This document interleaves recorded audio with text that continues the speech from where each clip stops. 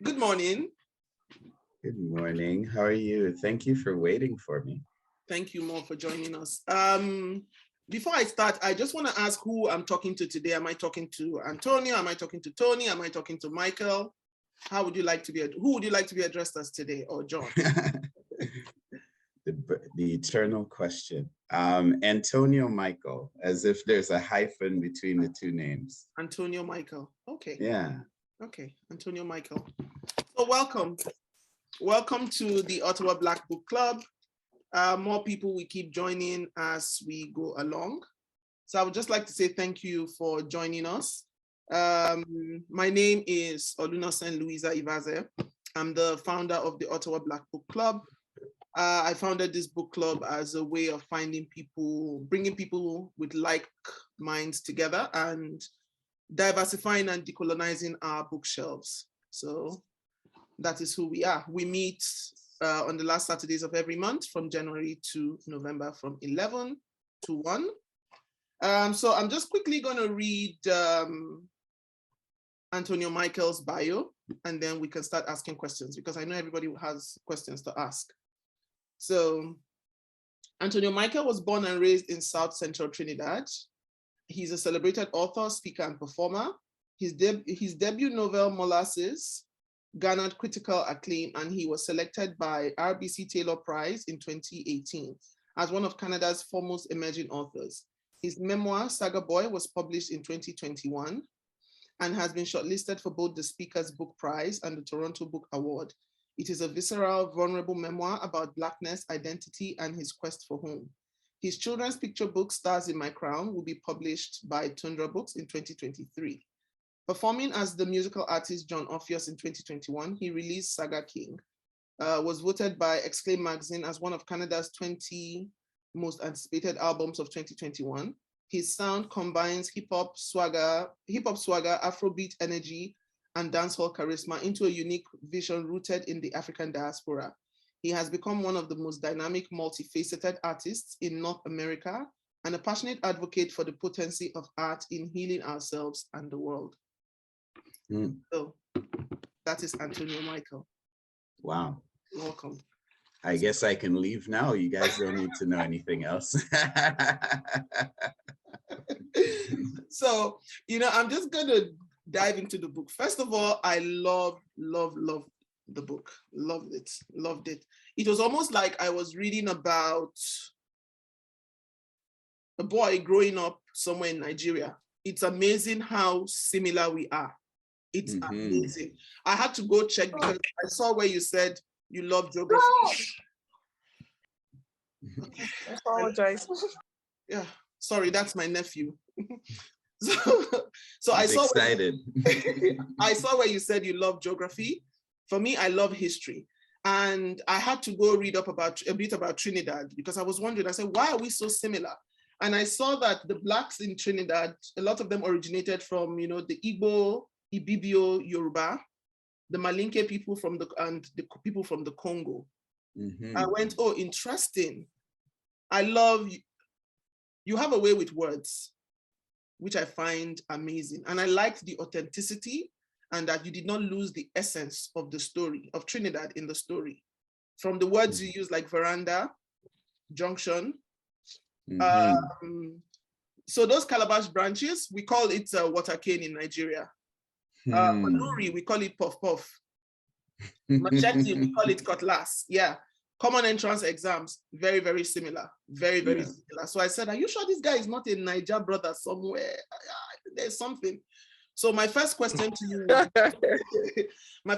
will be, what inspired you to be this open and vulnerable in regards to writing a memoir?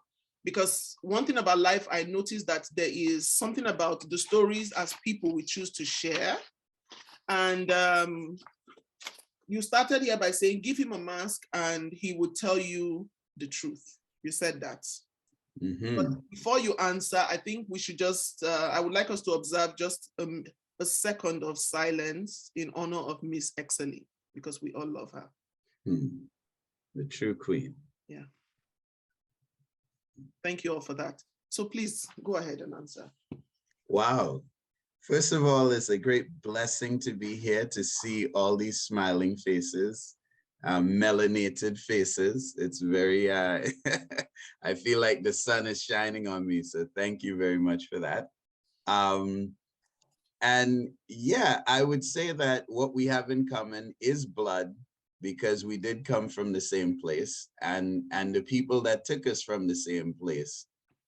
Some of us stayed and were colonized, and some of us came over here and were colonized. So they tend to teach us the same things, which is a big theme in the book. And I think it's very relevant this week, seeing as we had a state funeral recently in the mother colonizer country. And I think it's times like these, it's great to reflect on the things colonization took from us, but also the things it gave us, like the shared language and the shared tools of expressing ourselves. So say that. To your question, what made me be so vulnerable? I don't know. I was always a willful child. So I always, I believe that courage is the first of all virtues, because it's the one that if you have it, you can get all the others. And so for me, I was always bold, but I got to a point where in my life, I felt like, they always say intelligence is knowing the right thing to do right away. And wisdom is when you've done all the wrong things and there's nothing else left. And so I feel like for me, there was nothing else left but to tell the truth. And in families, all families have secrets. That is a cross-cultural reality. Caribbean people say, boy, you tell all these secrets. Oh my gosh, what's the family going to say? Caribbean people, we don't tell secrets. We don't like airing our laundry in public. But African people don't like it either. Asian people don't like it either. European people don't like it either. There's nobody that likes airing the family secrets. But you know how the older generations will say, well, I can't tell you that story because I have to protect you, because somehow if you hear the truth, it's going to be too much for you. Yeah. But then when you dig a little deeper, you come to find out that the person they're protecting isn't you, it's themselves. So I realized that I had gotten to a point where there were so many things I was protected from. I was very well protected. I was so well protected that I was completely lost, and I couldn't even fathom my future because I didn't understand my past. So the first rule that I said when I set out to do this was, look, tell it like it is. Let the sweet be sweet, let the sour be sour, let the truth ring its own bell. Because I do believe that in that truth, we are liberated.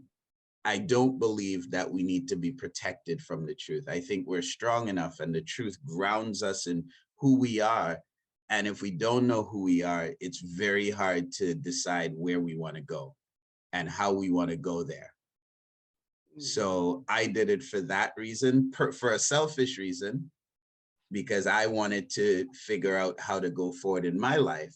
But what I've realized is that a lot of other people were having the same problem. And if you see a little bit of yourself or your family in this book, then maybe you can take a little bit of the freedom that I got from telling those truths from it as well.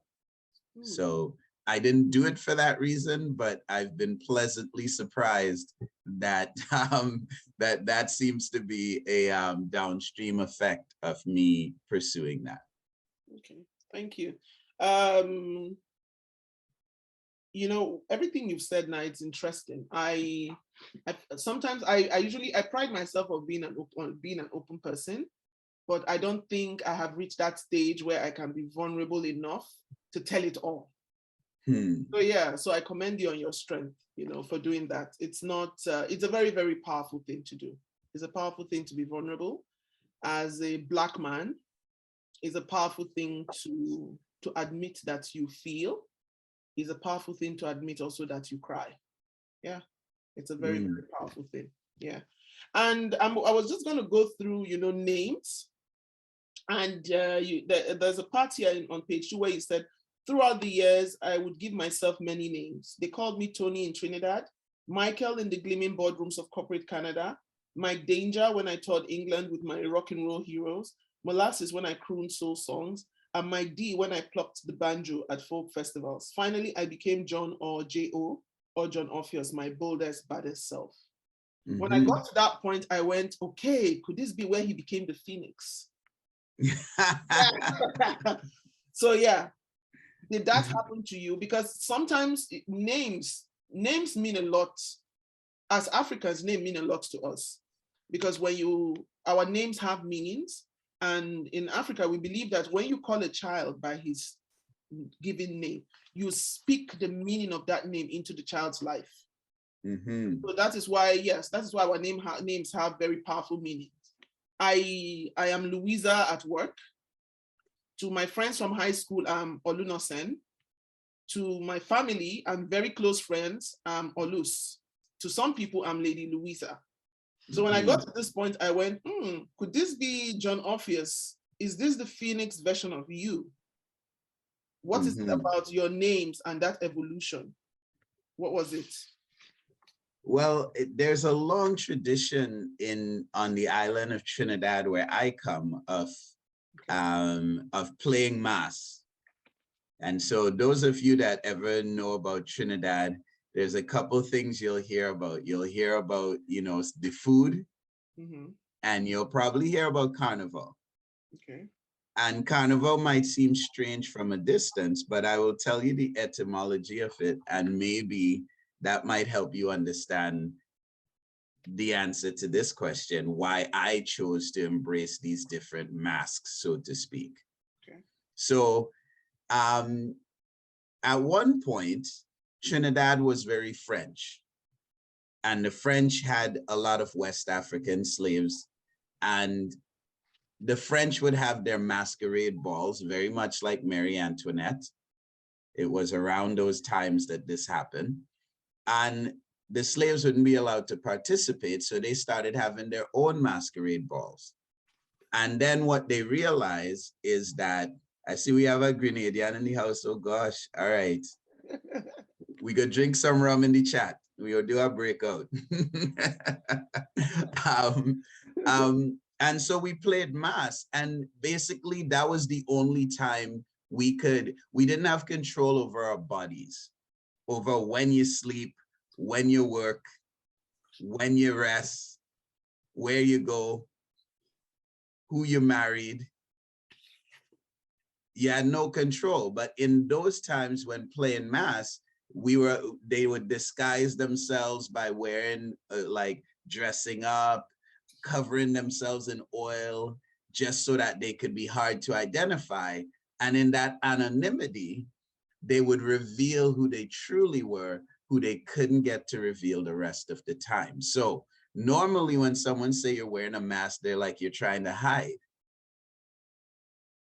But this is different. This is wearing a mask so that you can reveal your truth. And so I grew up in that tradition.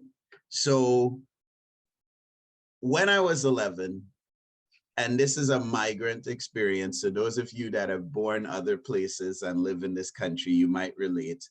When I was 11, everything I knew about the world was gone. Where I lived, the country, the people, my grandmother, my brother, everything was different. But I was still there. Now, normally when someone asks you who you are, you think, oh, well, I grew up here with these people in that place, and that's what defines me. But in my case, all of those things were gone, but I was still here.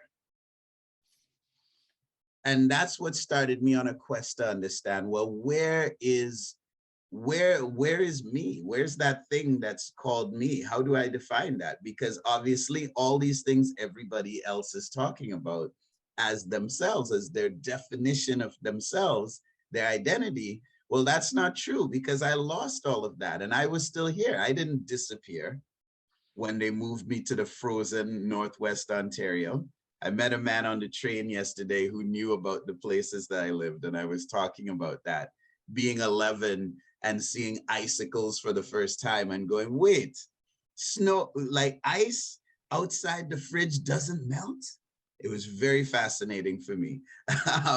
But the point is, I started on a quest to understand, well, hey, if everywhere they're telling me that I should be can disappear and I don't disappear, then obviously I'm not there. I wasn't my grandmother or where I was born or the people I was born or my country or my skin color. I wasn't any of that. So what was I? And what I did in those names that you just mentioned is that is me trying on a mask to try to reveal a different part of me so I could understand who I really was. Because the things that were allowed to me as a Black man, as an immigrant in the country I was in, I didn't see myself fully in those things. So I was trying to find out, well, where exactly am I? And every time I did a new thing, I gave it a new name because I needed it to feel like a new version of myself so I could learn new things. And eventually I learned more and more, and you're trying to sort of get a sense for who you are. And you know what I learned at the end of the day? Is that our hearts are our home. That is the place we truly live. All those sensations and emotions, all those profound shakings deep inside us, all those failures and those foibles, that fragility, all of these things that make up that heart, that is our temple. And everything around us shapes it, but we all live in that place. And so what you describe in those names, that is kind of a description of my path towards discovering that truth. Thank you very much. I'm just going to ask one more question before I open the floor for people to ask questions. The amazing Miss Exley. Here you said, I grew up understanding that Caribbean women were deep wells of resilience from which all of them drew water. They were spiritually tough in an almost superhuman way. I think of Miss Exley and it reminds me of a lot of African women.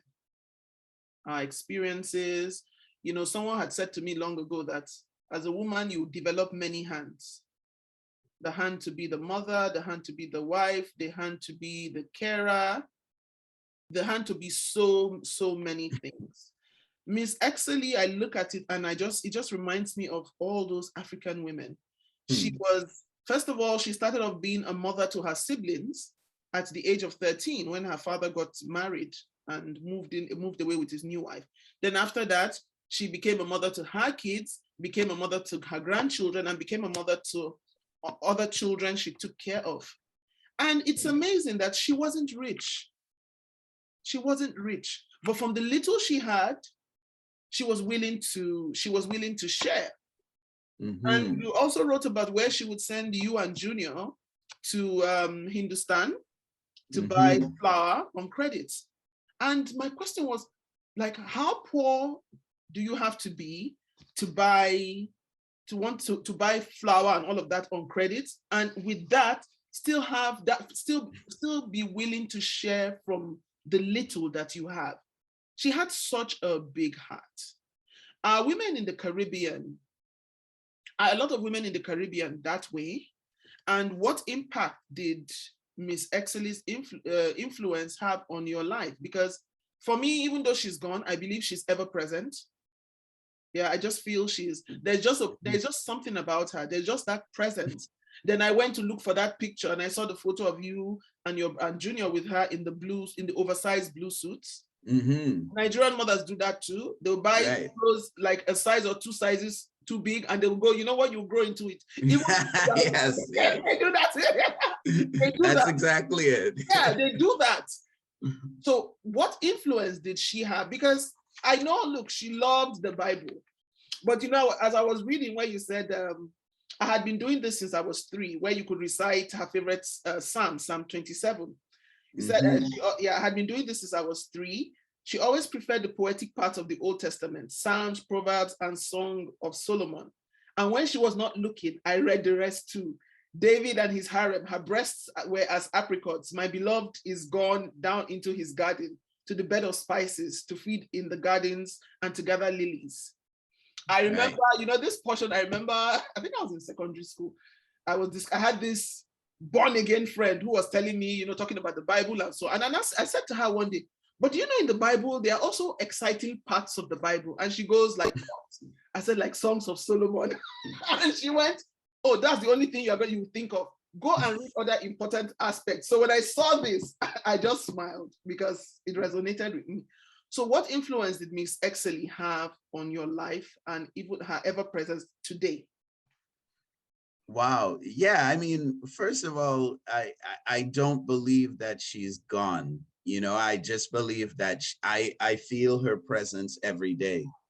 When I wake up in the morning, I more and more as I get older, I wake up the way she wakes up. And, I wake up with a devotion in my heart and an energy and a spirit that I relate to her with. I think it's immeasurable. In fact, I think I've been spending my entire life trying to answer that question. What is the legacy of things that she's left me? I would say, there are big obvious things. First of all, I think you hit on on 2 of them actually, a love of language and song. Yeah. So I'm a singer and I'm a writer. It's no coincidence that that's the 2 things she loved the most. And those are the 2 things she taught me, how to read and how to sing.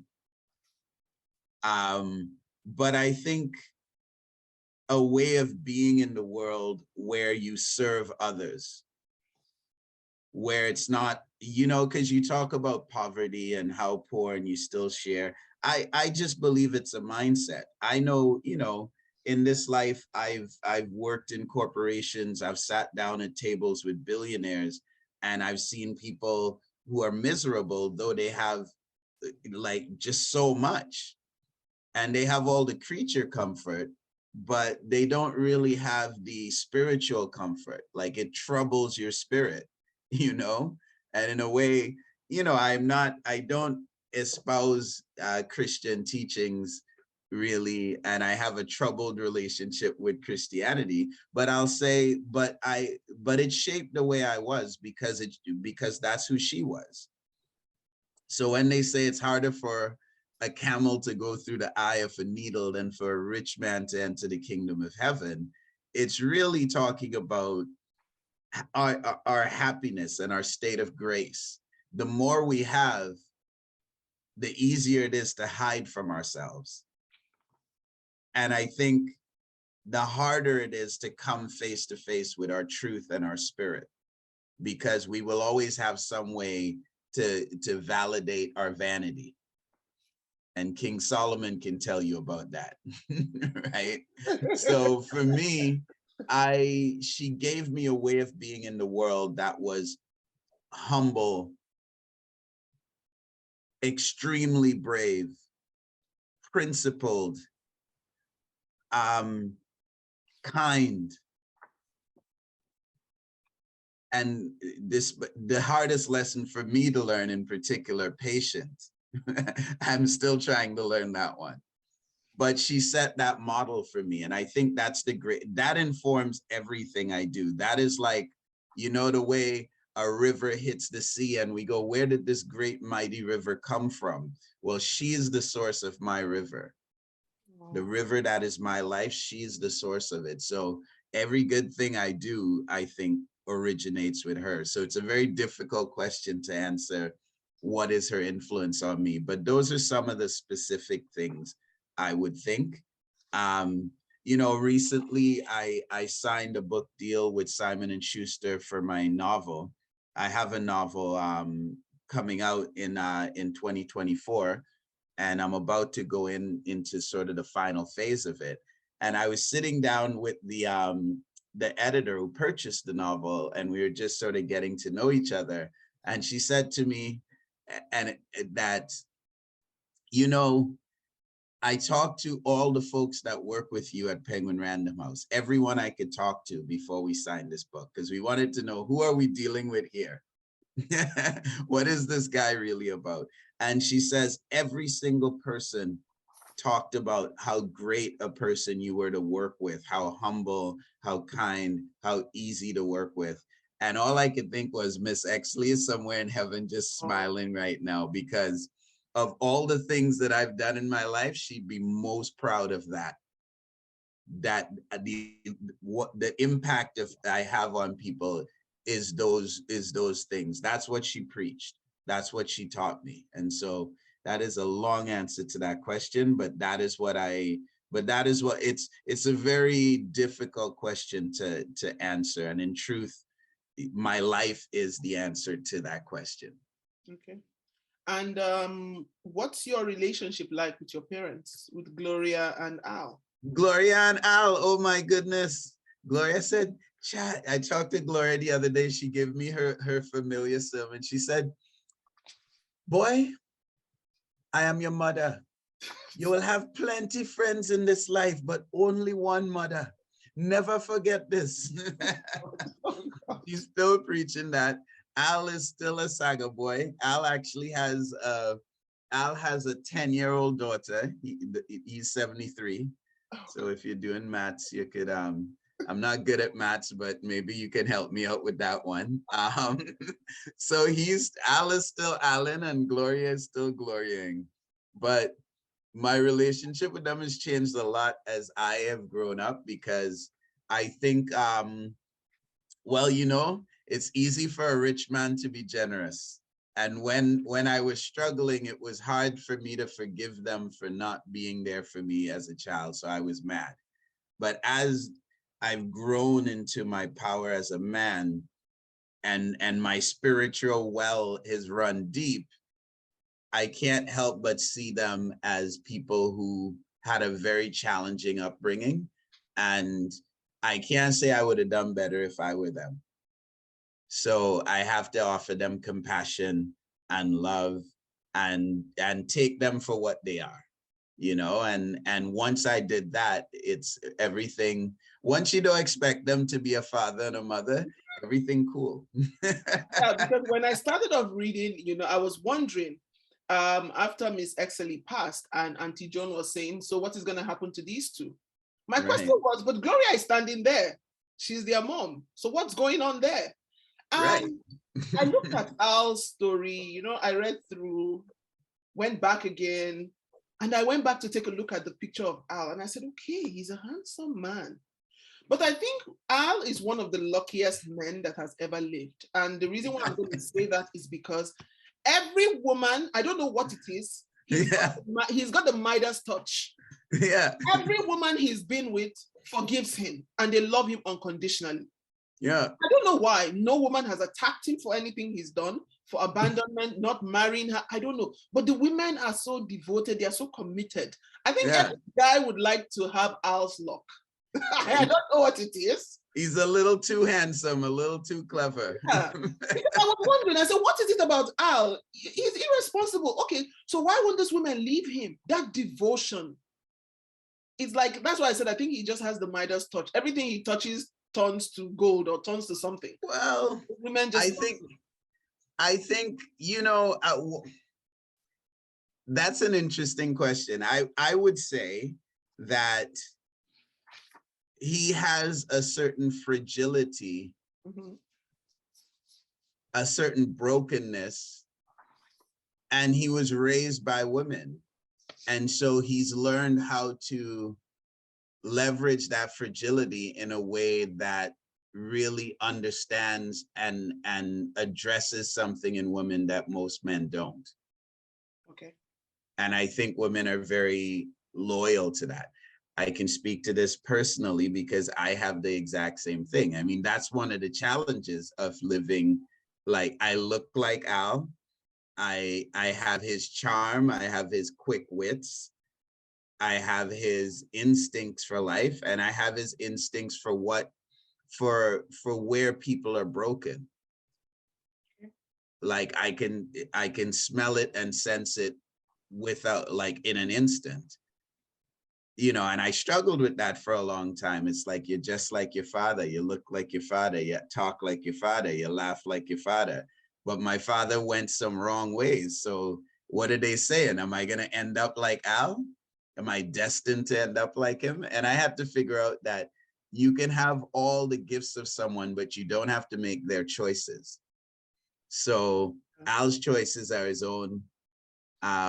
And although we share the same face and a lot of traits, my choices are my own. Okay. And so, yeah. And it also says something about those women, doesn't it? More than it says about him. I think Al is good at finding the women that will forgive him.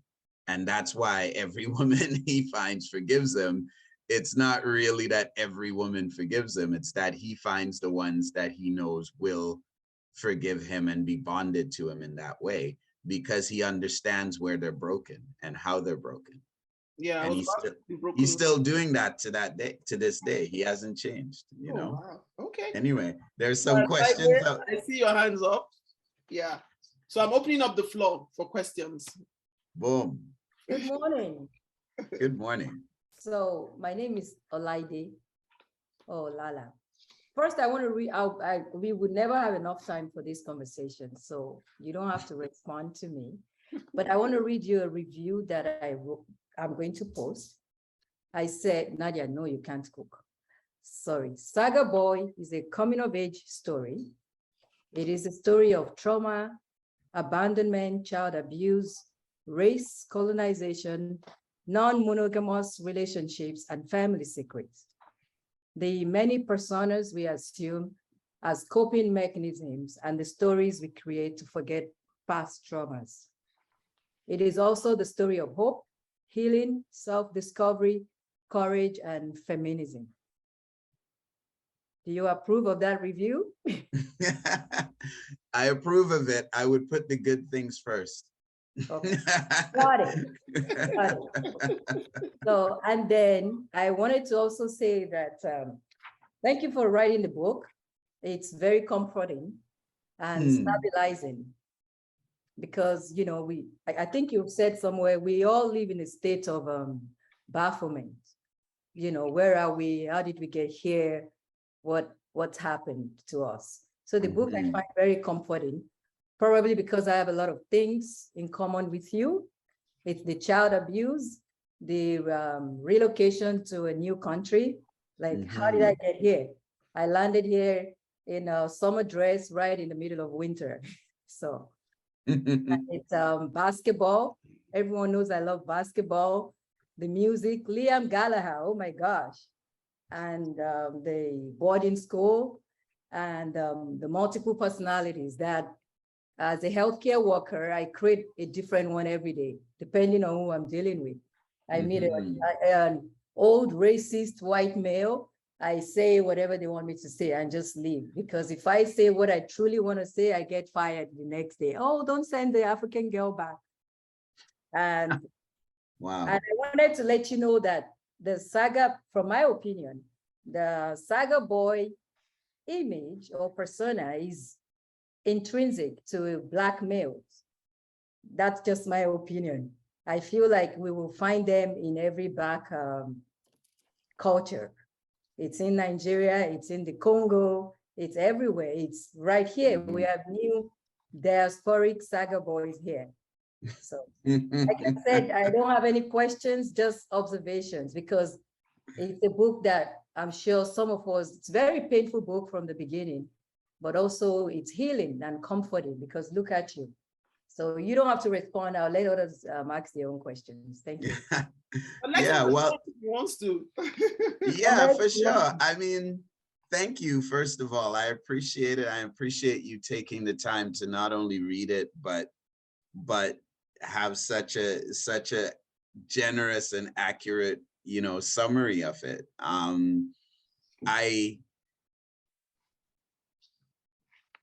I think that it is a story about life, because I think that so much of what you said in those adjectives you use so many of our lives contain those things, right?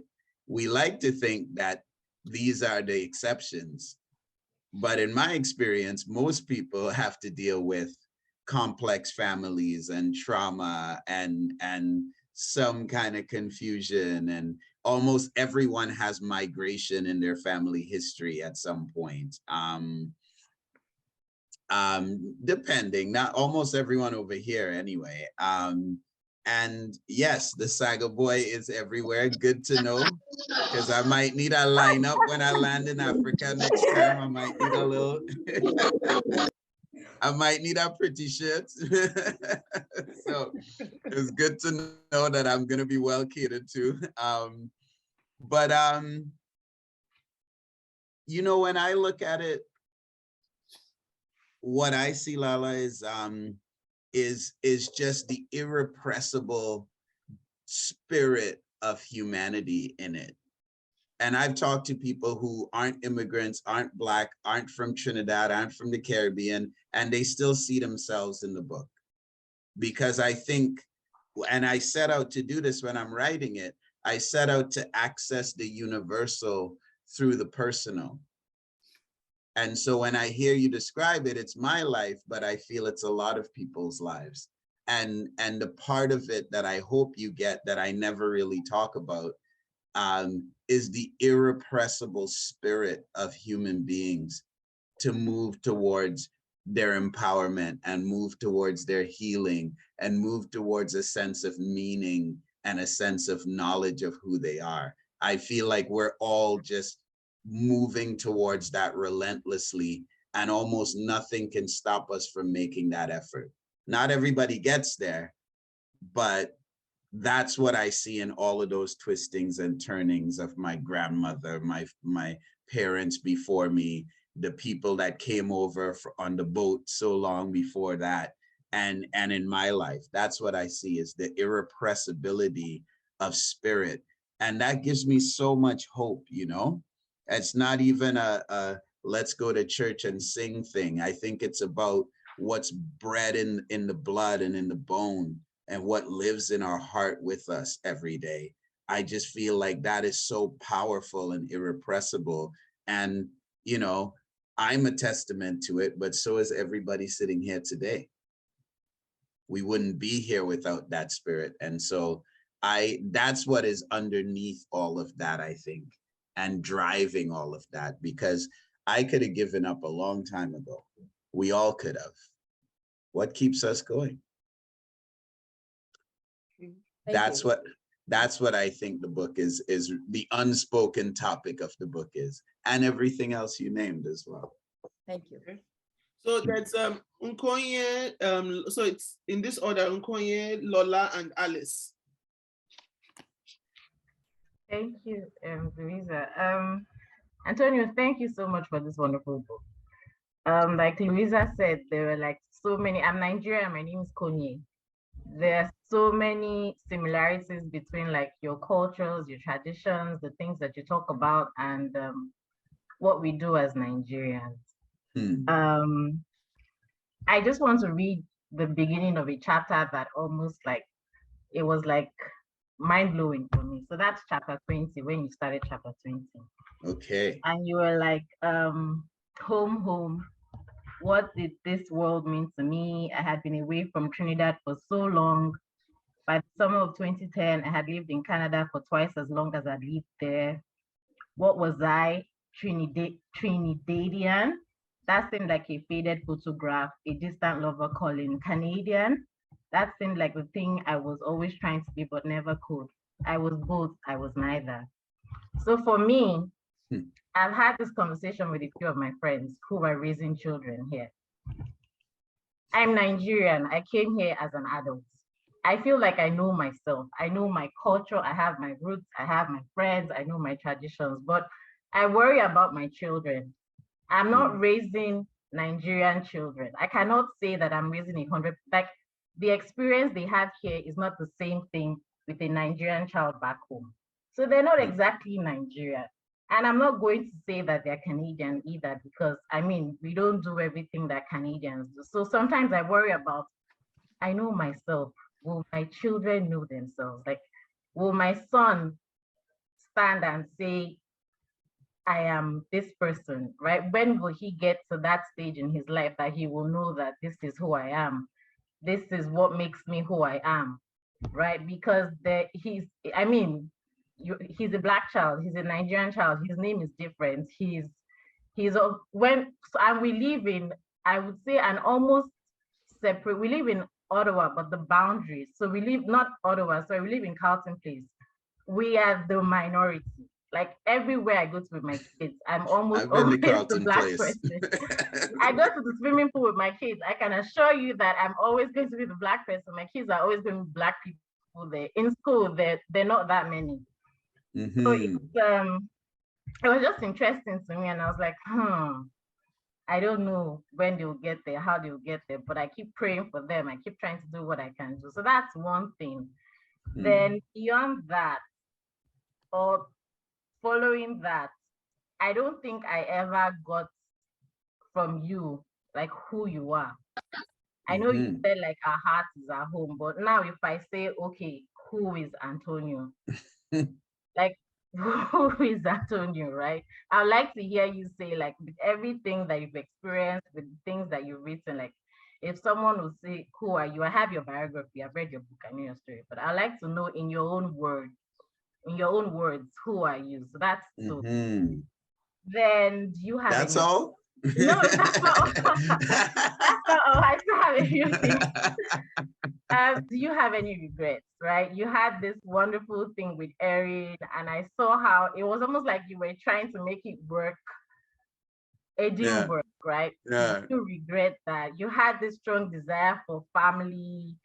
You wanted to make your family work. Like you tried, but it just wasn't working. Is that something like, is it a regret? Have you been able to feel that desire? Like, where are you with that? So that's 3 or 4, I would say, regrets, and where are you with your desire for family? Then what else do I have written here? Sorry.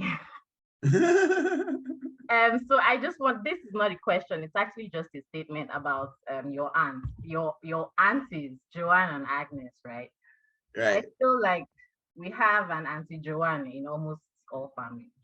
We have that person who fight for their brother or their son at the expense of everybody. There's that person who will clean up somebody's mess, close their eyes and keep cleaning up that mess, And there's also that person who knows that someone has experienced trauma, but they will keep turning a blind eye. Either they pray to God to take it away, or they just hush it. It's hushed. Nobody wants to talk about it. So I feel like most people have that person. I pray that I don't become that person. I pray that there's nobody that becomes so much of a favorite, or nobody that I want to cover so much that I'm blind to everybody else. My mom, I have 2 brothers. I'm in the middle of 2 boys. My younger brother is, oh my God. I don't even know how to explain that. But my mother sees nothing wrong. Everybody else sees it, but she's always, I feel like, I don't know what it is. I feel like she feels like she should have done more for him. And she didn't, because I lost my dad really early, like when I was 10. So my mom she was there, but she had to work. Like she had to go out and do a lot. And I feel like my younger brother was the one who didn't really get much time with her. So it feels like she's trying to make up for that by always turning a blind eye to all the rubbish that he does. But yeah, I'm just trying to say that we have that person almost everywhere. Then finally, I would like to suggest, or I don't know if you have it going, but I feel like the way you write your experiences, it would be nice if you could start like maybe like a group for Black men to talk, to share experiences, to bond, to like unload stuff. You just have something that I feel like a lot of people can relate to.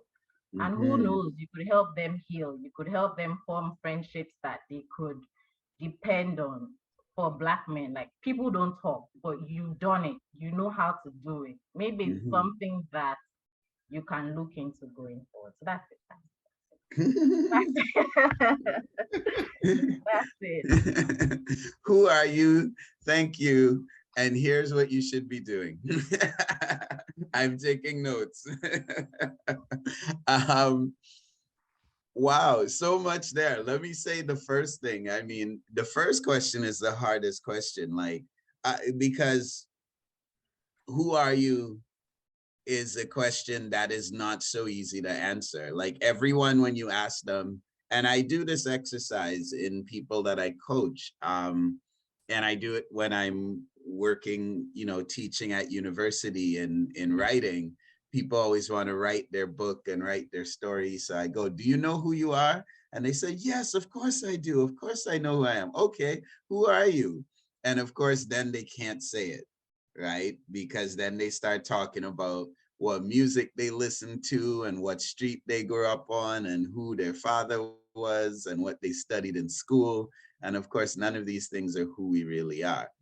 What will I say in this moment? And I feel it's different in many moments, but in this moment, you know, I am first and foremost Miss Exley's grandchild, because she shaped me and formed me. And so I'm always in the mold she made.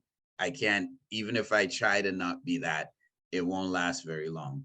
So I think first and foremost, I'm Miss Exley's grandchild. I am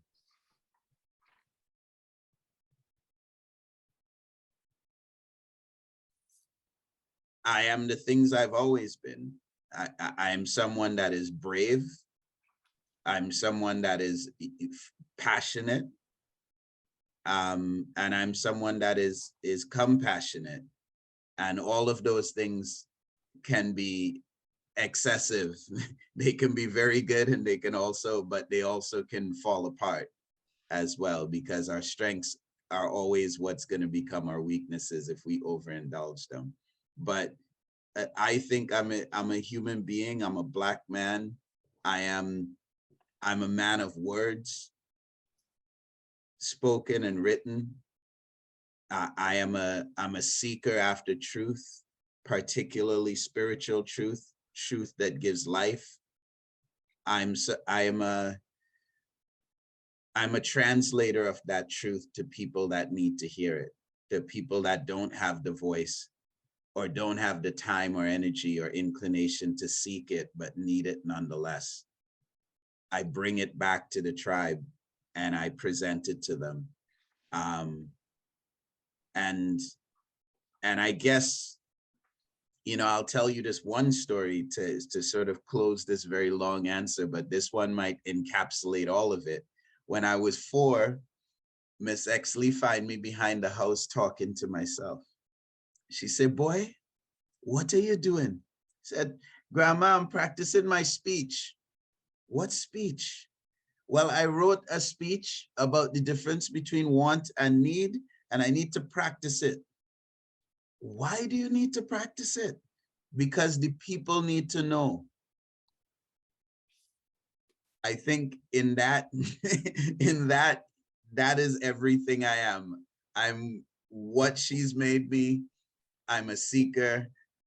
I'm a man of words, and I believe in inspiring other people with those words. Now, to Mr. Al and Miss Joan, and everybody have a Joan and everybody have an Al. I have intimate, brand new, fresh news on this story, because as of December 24th, Christmas Eve, just gone past, Sister Joan is no longer with us. And the last thing she did, I ended up being sort of responsible for a lot of the things to do with around the funeral, and which I wasn't really prepared for, because you always think they're these older people and they take care of those things. But she was the last of her generation. All that's left is Al, and he ain't gonna be responsible for anything. So, so it was me. I was next up. I was the next man up. And I spent about a month of people calling me because they heard my name and got my number to tell me about Sister Joan. So I got a picture of her life that maybe she didn't even have, through the stories of how she touched, you know, dozens of people. And it was mesmerizing.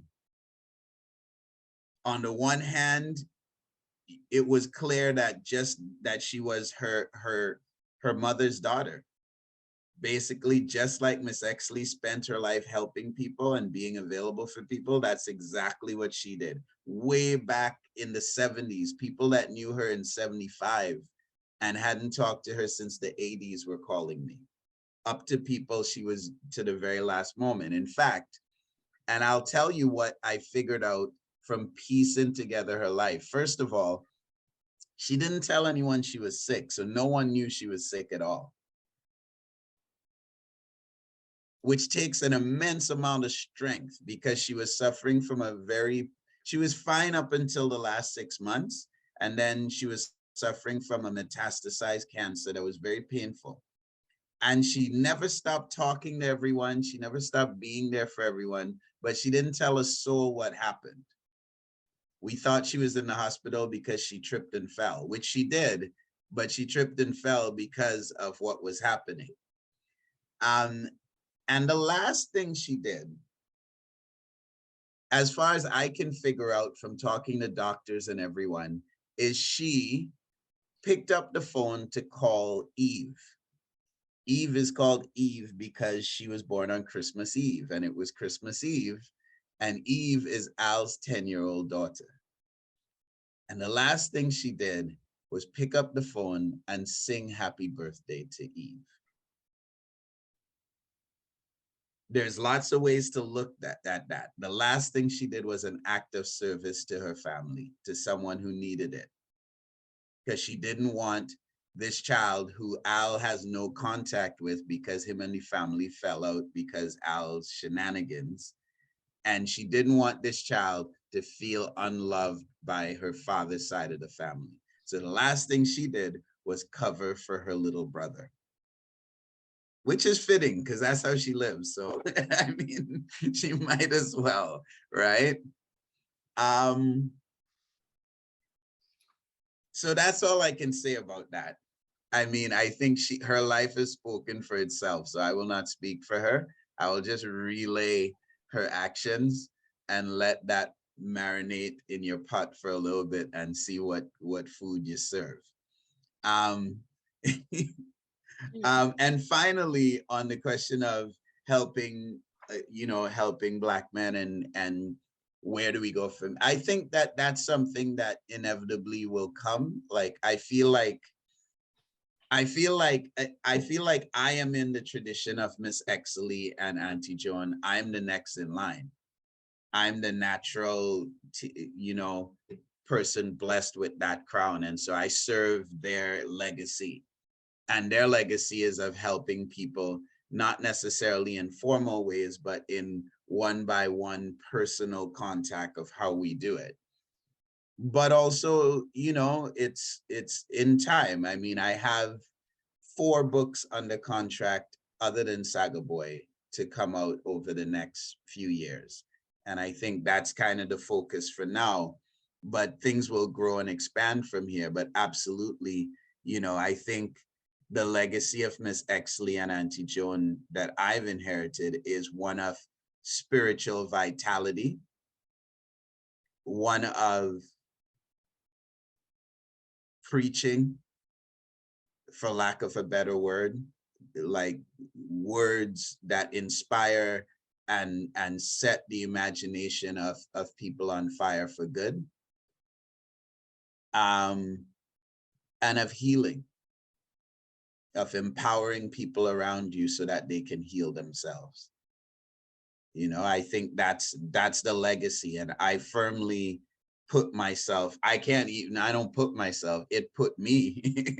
I don't even have a choice, but I think I'm becoming more and more comfortable with that legacy. So I imagine one day I'll be fully there, but I guess that's my answer to all 3 of those questions. And I think I think I've learned a lot by answering it. So thank you for asking that. Thank you so much. I was going to ask at the end of everything today, how is Auntie Joan? So yeah, I was going to ask that. I felt that question was coming, but yeah, I was gonna, this was so, I guess you got beat to that one. Yeah, because when I read, where you described her, you described everything and you said, oh, she was a tall woman. Yeah. And I just smiled because I'm tall too. And I went, Yeah. okay, tall woman. What about the tall woman? But yeah, may her soul rest in peace. Yeah. Yeah, perfect peace. Lola.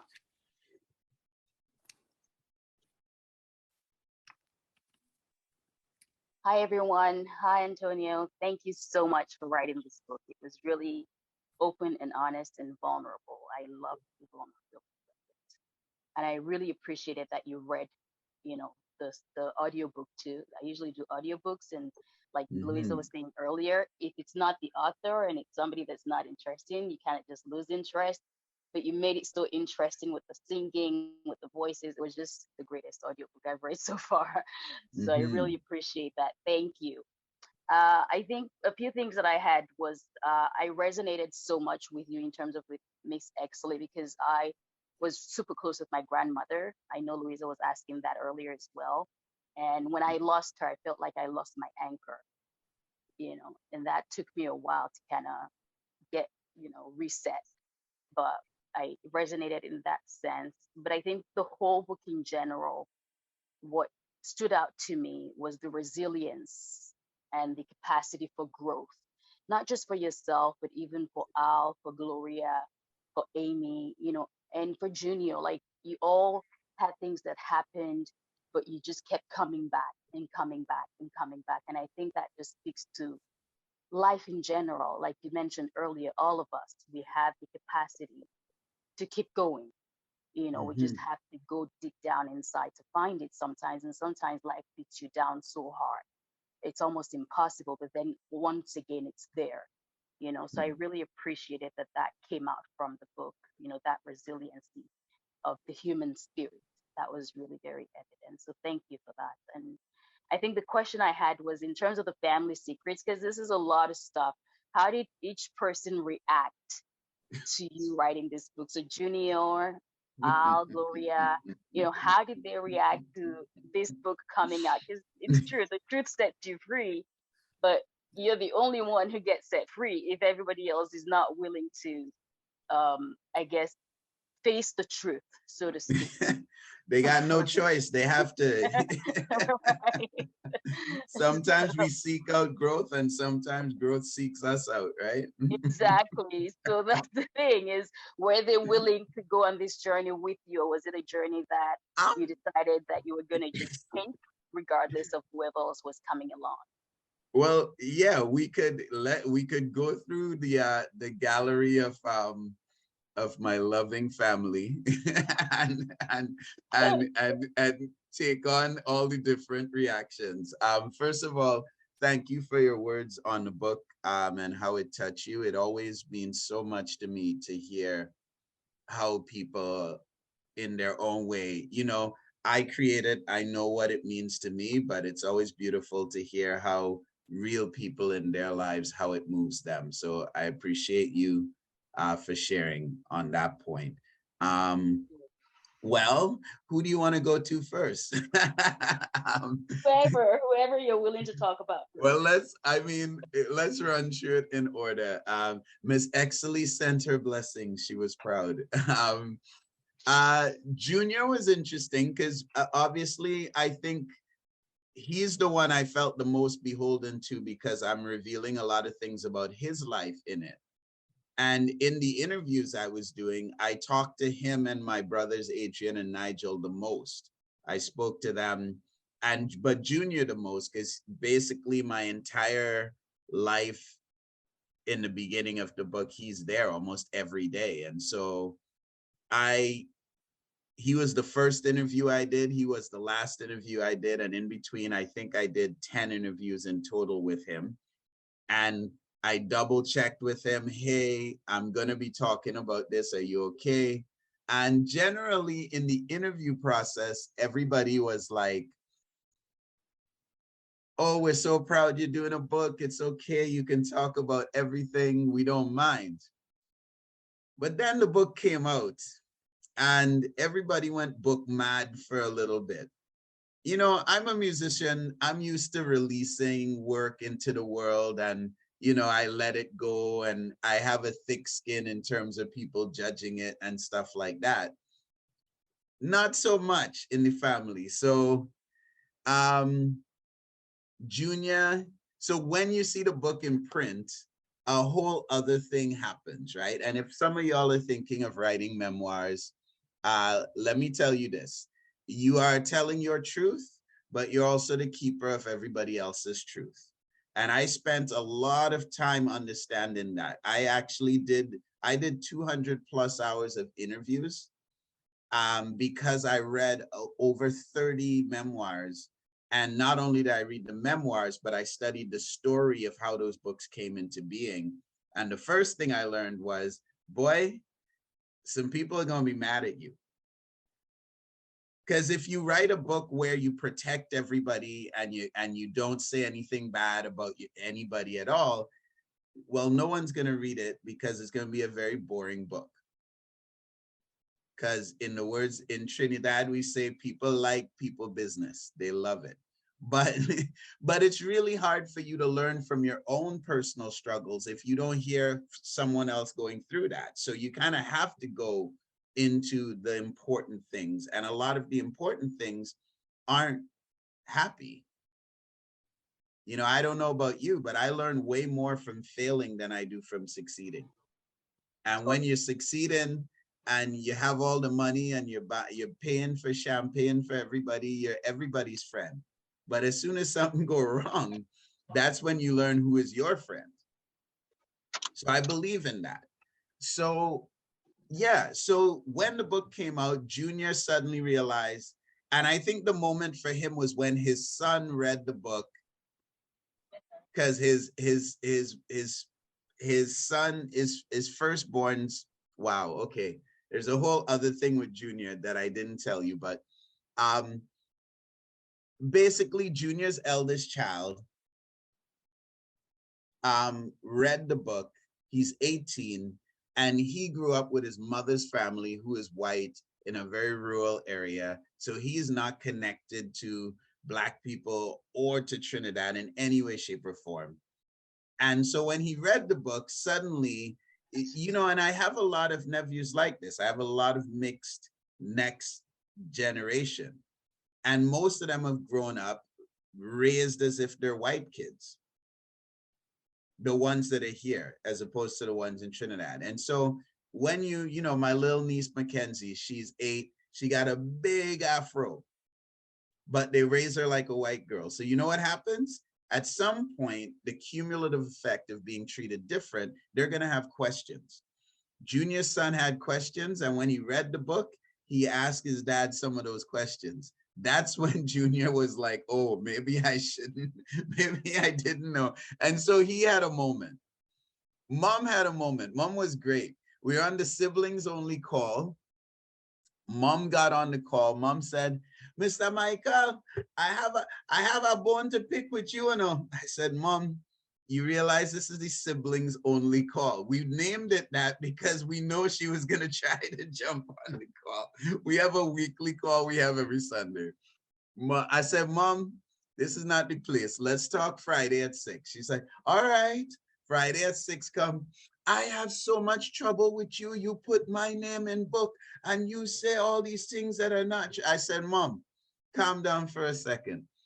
What specifically in the book are you upset about? Please tell me so I can address them, you know, individually. Well, I'm upset with this and this and that. I'm like, Mom, you didn't read the book, did you? Well, no. I'm like, but they tell me that the book was so bad and said so much bad things about me that I shouldn't read it because I would get upset. I said, Mom, I'm going to send you a copy of the book so you can be mad at me for things I did write as opposed to things I didn't write, because I know you didn't read the book because all them things you're mad at is not in the book. And then when we finally talked again, I was just saying, you know, I said, Mom, she said her piece. And I was like, you know what, Mom? The one thing basically, she didn't dispute that anything I said was untrue. The only thing she said was, oh, there's this one thing you talk about, but you weren't there because you weren't born yet. So you can't talk about that. And now in my head, I'm saying, I'm noticing that she didn't say it's not true. She's just saying you can't talk about it because you weren't there. I said, well, Mom, I talked to 5 people who were there, and they all said that's what happened. And anybody who knows you will recognize the person who in that part of the book. So I'm sorry that you're upset about it. Well, why you got to put, I said, all right, you know what, Mom, I love you, but I set out to tell my story and my truth. And if this is not, Saga Boy is not the story of Gloria and the things Gloria would like the world to believe are true. And if you want to write that book, you should go and write your own damn book. I had to draw that line. And you're going to have to draw that line if you write a book one day, but you also have to be brave enough. So it's a delicate dance. You have to be brave enough to speak your truth, but strong enough to draw a powerful boundary so that people understand. And at one point, everybody was mad. Everybody was mad. And I was like, you know what? I know these people and I love these people and I know they love me. I'm just going to wait for them to remember that. And when they do, they're going to be proud that their brother wrote a book that our story and our family can be memorialized. And you know what happened? All of these conversations started because of the book. People were talking, not only was everyone talking to me who wasn't talking to me before, but they were talking to each other who weren't talking to each other before.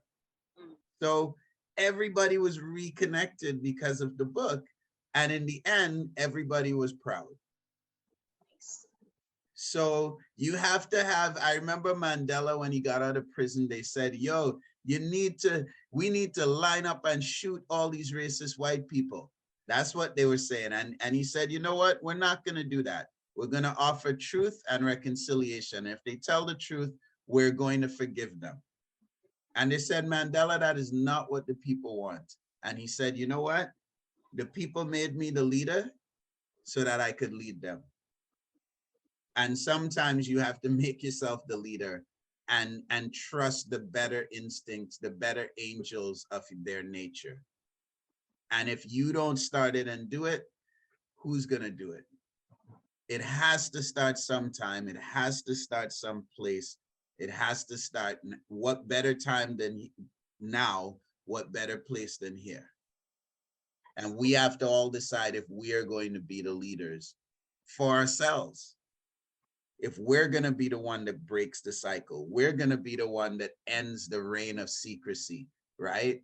Where do the abusers and the perpetrators of abuse on children hide? They hide in our secrecy, in our silence. Where do the family trauma and the secrets that need to be talked about and all the things that need to be talked about, where does it hide? It hides in our silence. So we need to take ownership, or we're just going to be doing the same thing to the next generation. And for me, the great validation is the fact that the next generation who grew up white are now reading the book and understanding where they came from and feeling grounded.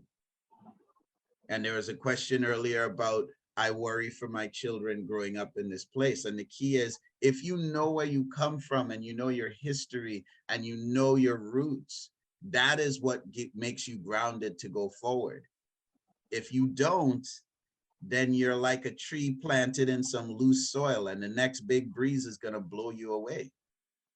And I think there's a whole generation of children growing up like that.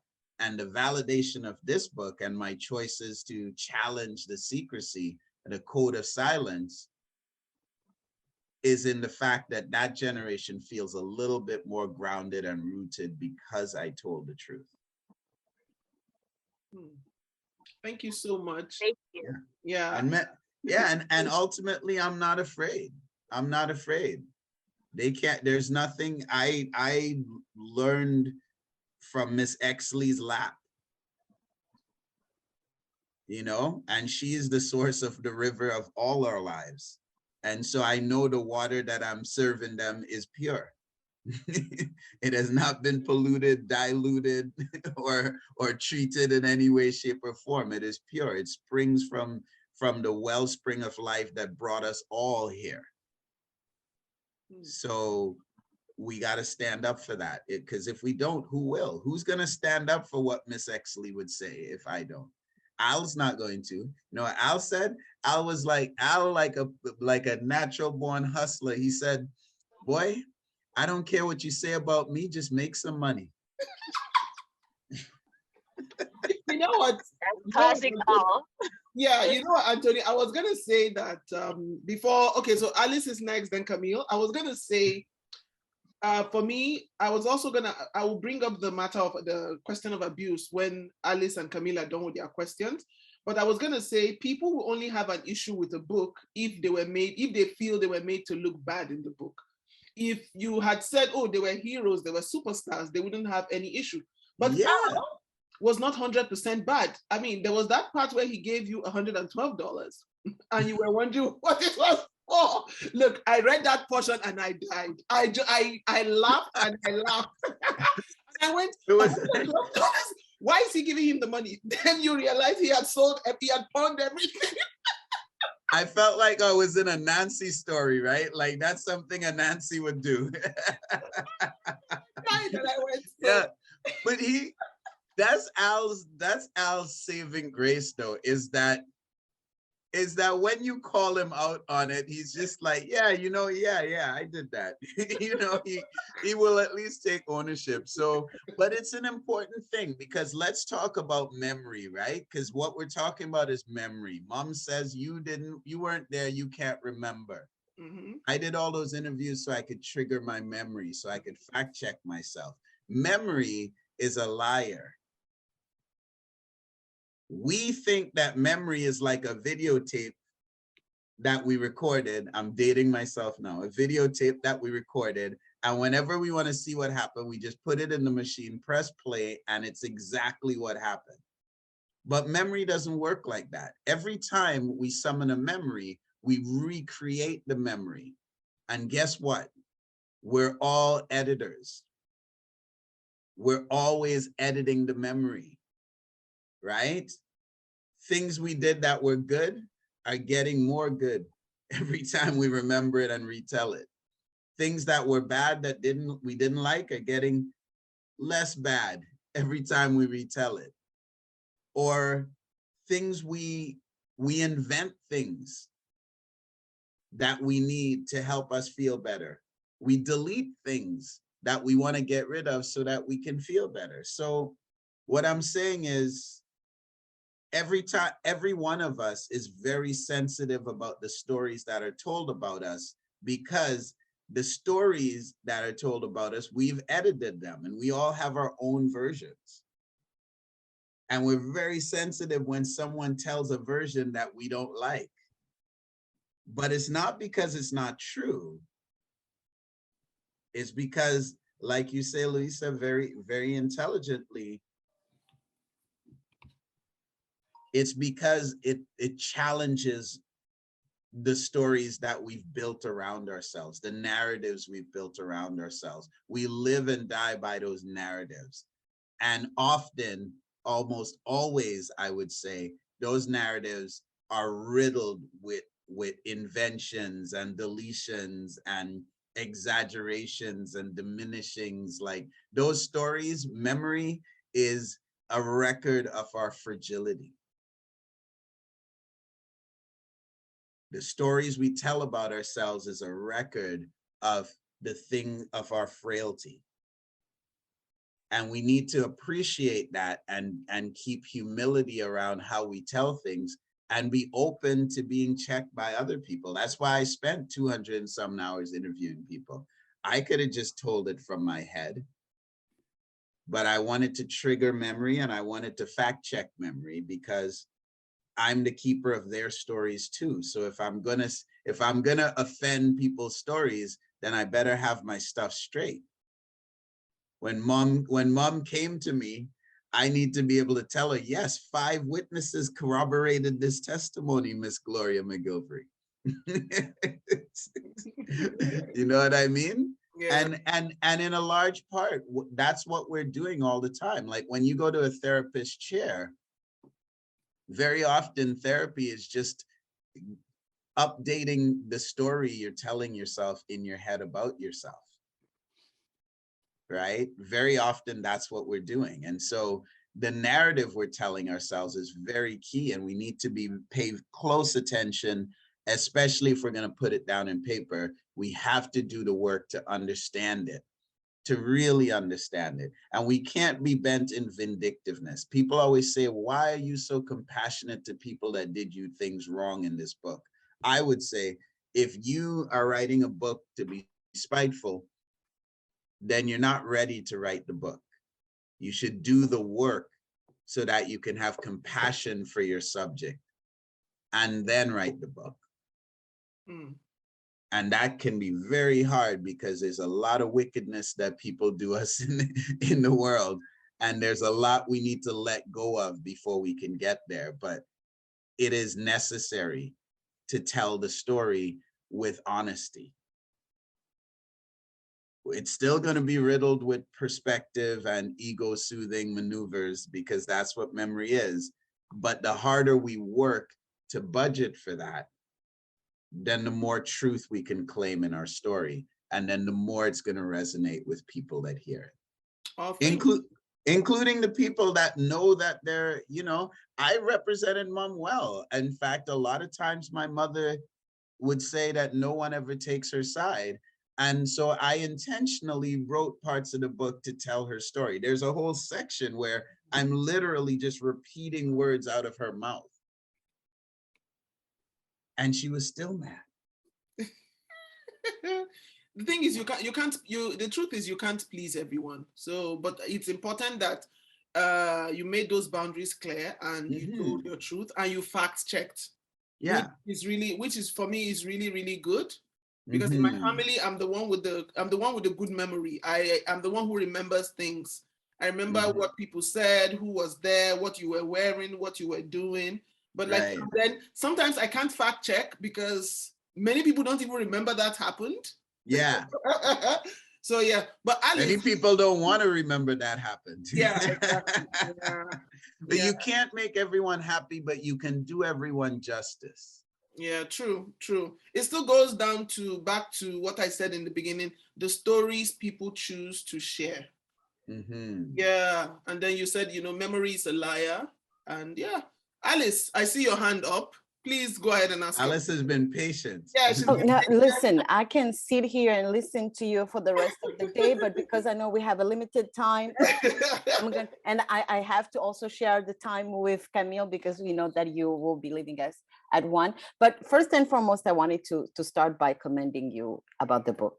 I thank you in the name of my brothers, cousins, Mel, who have gone through the trauma of immigrating and coming to a country where they were told that they were coming to a country of milk and honey. And on the other side, were welcomed with racism, discrimination, and most of the time recognition of only the negative side of what the skin color represents. Not even of what they do, but what the skin color represents. So for your truthfulness, your honesty, your openness, your ability to talk about what you have gone through and how that immigration and that process has affected you and sharing it with the world. Thank you. Because not a lot of our brothers and cousins and male, Black male, and I'm talking about, I'm originally from Africa. And by the way, thank you for the shout out to my country, Rwanda. What's up? So I read that sentence, I read it 2 times. I was like, yay, we got it, we made it in the book. But yes, that for me was important to say today because I have 3 brothers with whom, and we talked, someone mentioned it earlier. I am a first generation immigrant, but before coming to Canada, we grew up in so many other countries. And earlier I mentioned, I was traumatized by the question, where are you from? because I didn't know if the person wanted to know if I was which country I was living in before I got to wherever I was, or if it was my origins, my ancestors' story that they really wanted to know. So answering to that question also brought me the mask, because depending of to whom I was answering, if I was answering to an African person with a background that we share backgrounds, or any Black person, they will be interested in knowing about my background. But if I was talking to someone else, basically they wanted to know if I was educated and I was going to be able to properly speak English or French or whatever other language. It was not really about who I was that they really wanted to know. So adapting to that and knowing how to properly adapt and speak with the right English, or sometimes I also go to my Nigerian sisters and I speak like, one of the things that I did appreciate about your book is how I never been to Trinidad. It's on my bucket list. One of these days, gonna go. But reading your book, the accent was coming into my mind. Like I could literally hear your grandmother speaking, and she was speaking to my soul. And for me, this book is, yes, it's your biography, but it's a nod to the women that have been in your life. I see it as an homage or a way of recognizing the women that have influenced you, especially your grandmother. I had a great relationship with my grandmother as well. So I could literally see how influential they were. But the recognition of the good and bad, the way that they have influenced you, for those who are present or not present, for me, that is the best way of recognizing the influence of women, Black women in Black men's lives. So thank you for all of that. Most of the questions that I had, and I've had a lot. I have notes in the book. I had a lot, but for most of the questions, everybody else has kind of touched onto it. But I really wanted to take the time to thank you for that. And most importantly, I don't know if you know, but back in Africa, we have people who are known to be counters, like storytellers. And your voice, sir, let me tell you something. This book has taken me through all emotions. I was mad, I was sad, I was happy. I certainly did a lot of, I had each and every one of the emotions that you can think of. And then I am an old soul. I love holding my book and reading it. But for some reason, I told myself, you know what? I heard that this book was read by the author. Why don't I just go and listen to it? For once, I'm going to be okay with the technology and switch to the audio.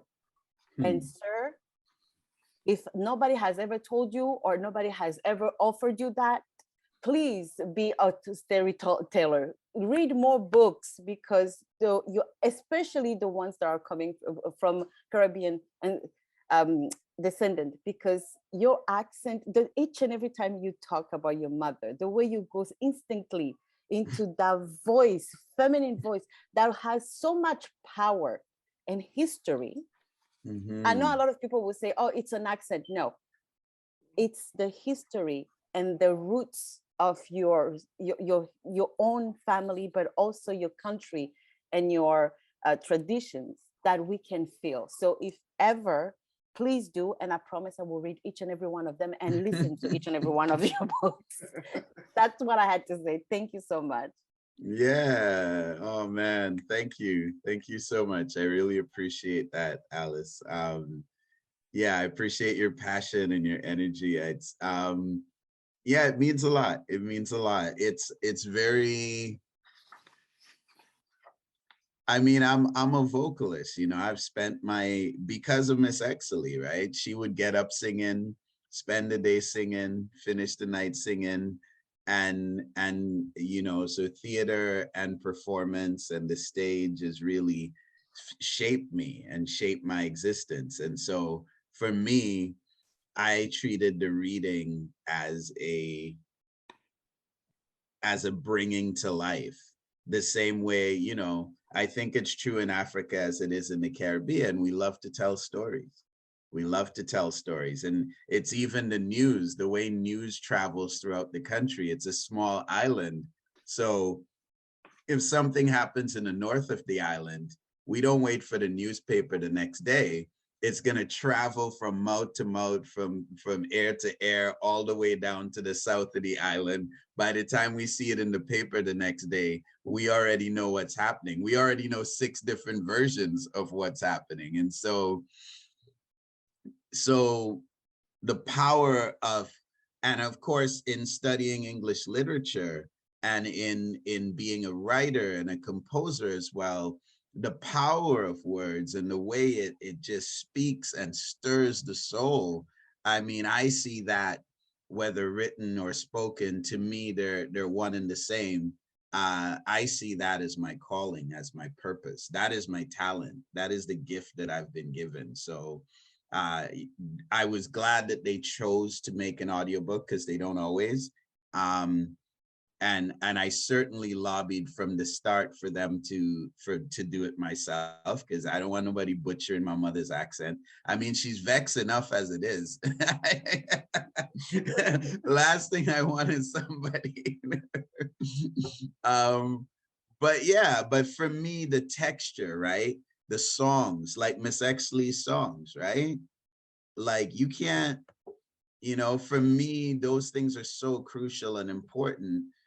No one else could do it but me. And to me, it's just like, they're like, oh, well, we're just gonna do 2 hours a day, because, you know, I'm like, 2 hours a day, really? I'm a musician. We've spent like 12 hours in the booth. And so for me, it was like my natural habitat, to be honest. I'm more comfortable in a recording booth than I am in most rooms. So I'm glad. I'm always really happy, because I took great pains to make sure the audiobook was a living testament. And I love books. I'm old school. I'm a book guy. I love my physical books. Anywhere I go, I have books with me. Like, I spend more time deciding what books I'm going to pack than clothes when I'm taking a trip, to this day. But I do realize that people have different ways of learning, and I hang around a lot of audiophiles, so people who hearing is how things work for them.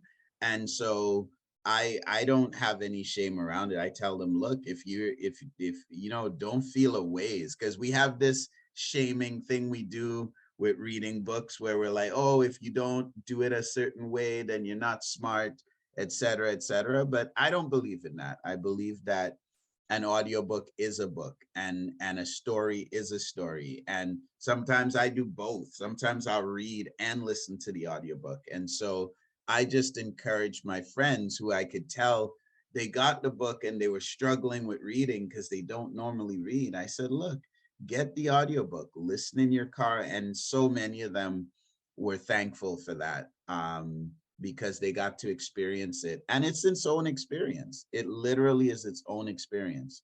Like, if you read the book, that's a thing. It's great. You can pull back, it has an experience, but the audiobook is its own thing. And I was proud to do that. And so I'm really glad you appreciated that. And thank you so much. Like, it's, yeah, there's so many pieces there that in your comments that really resonated, but I'm just going to say thank you. I appreciate it. Your appreciation means a lot, and your words mean a lot to me. Thank you so much. Camille? Yeah, hi, Antonio. I just wanted to speak on an observation, because I'm from Jamaica, and considering what has the news for the last 2 weeks, I opened the book on Sunday to read. And the first line is, "The Queen designed my brain." And I'm like, yes, he's speaking to the Victorian nature of Thank you. how we grew up. Yes. Okay, let's get into it. So I really appreciated that, because coming from Jamaica, someone learns that you're from Jamaica. They ask you about Bob Marley, they ask you about reggae, they ask you about marijuana. And sure, that is a part of the culture, but no one's interested about the Victorian part of the culture. No one is interested in the white part, but it's a part of it. You grew up in that. And I also liked another thing you wrote when he said, when the party goes from incredible to insanity, we ball up Bacchanal for Bacchus. the Roman god of wine and song, Mhm. European myths and dark-skinned bodies. What could be more Caribbean than that? And I appreciated that you touched on it, because then to branch from that, I grew up in Jamaica and knew nothing about Trinidad except that it's an English colony because they speak English down there, and they have quite a huge Indian population. But when I read this book, it was this week I learned that you are heavily French influenced. I knew nothing about that. I knew nothing about the Spanish actually being there till 1796. Like this was all new to me. The whole thing about the companies, and that's your tradition, the first company, the fifth company, all of that. And I really appreciated that I learned this week, because then it really spoke to the Victorian parts, that your education really concentrates on the European side of things and the European history. We learn about the slave trade. I learned about Jamaican history, but it's like we're separated from everybody else in the Caribbean. Yeah, no, thank you, Camille. Thank you so much. You wouldn't believe how many people message me because of that line in the book, because it's a prominent line in the book, because I couldn't understand my own existence without processing the European programming that we grew up with. And we have it in common, right? It doesn't matter. I meet people from Nigeria, South Africa, Jamaica, Barbados, like same thing, and then if you meet people from the French islands, Guadeloupe, Martinique, Cote d'Ivoire, Sierra Leone, Mali, it's like, that's just a different strain of the colonial disease, right? And we get fed that from time we're little. Like before I could tell you how long it took Odysseus to get back to Ithaca in the Odyssey, but I couldn't tell you one Yoruba word, right? And so it's a kind of a brainwashing it's not even like one is better than the other. It's like one is non-existent and the other is there. And so by definition, history is white history, culture is white culture, language is white language. By definition, it's not even like, oh, there's all these things and ours is better. That's not even what they're saying. And that is a traumatic thing. I was in Trinidad in 2010. I saw my two twin nieces watching Hannah Montana and idolizing Hannah Montana. I was like, wow, their sense of what is beautiful and good and right in woman is Hannah Montana, and they will never look like Hannah Montana. They will actually be the opposite of Hannah Montana. So what is that doing to them for the rest of their life? Because they have a standard of beauty that they will never meet. And it's weird when we come here, because it's funny, because we know way more about white history than they do. Most people in this country. I literally have a degree in white history and white culture. I study English literature. I learned to read from reading the King James Bible. So literally, I could quote them Shakespeare chapter and verse, and they're like, oh, what are you talking about? I'm like, this is your history. They don't know. Because we were forced to assume that, and they didn't give us anything else, right? So we're literally better at it than they are, and it's ours. It's ours now, right? We can claim that as much as we can claim being Yoruba or being Igbo or being from Africa or being from Trinidad. We can claim all of that, because I've been learning that stuff since I was a kid, since I was little, since before I knew my name. I've been learning that. So I claim it. But that's a funny thing, right, Camille? Like when we're here, suddenly, oh, but that's so different. You can claim Bob Marley. That's what you're from. That you're from Bob Marley. But who was Bob Marley's granddad? Who was Bob Marley's grandparents? Right? Right? Like it's somehow we're not allowed to claim this cultural thing, but I say, forget that. I claim that. I claim that as my own. And not only do I claim it, but I critique it. I criticize it, because we allowed to do that too. We're allowed to feel sad that the grand old colonizer queen dead. But we're also allowed to say that, well, you know what? She was the grand old colonizer queen. And we're not necessarily going to mourn for that, because she's, you're burying her in a casket. And on top of her tomb, you have a jewel that you stole from Africa, and a jewel and a jewel, the Koh-i-Noor, that they stole from India. And, you know, and so in the claiming of that, let me use their words, the most famous words at their most famous hour, to indict them. Winston Churchill. The last time there was a state funeral before this week was when Winston Churchill died. I was in England in June, and I said, because I'm in England, I'm going to start this biography of Winston Churchill in an audiobook. I just finished it with Winston Churchill's funeral this week.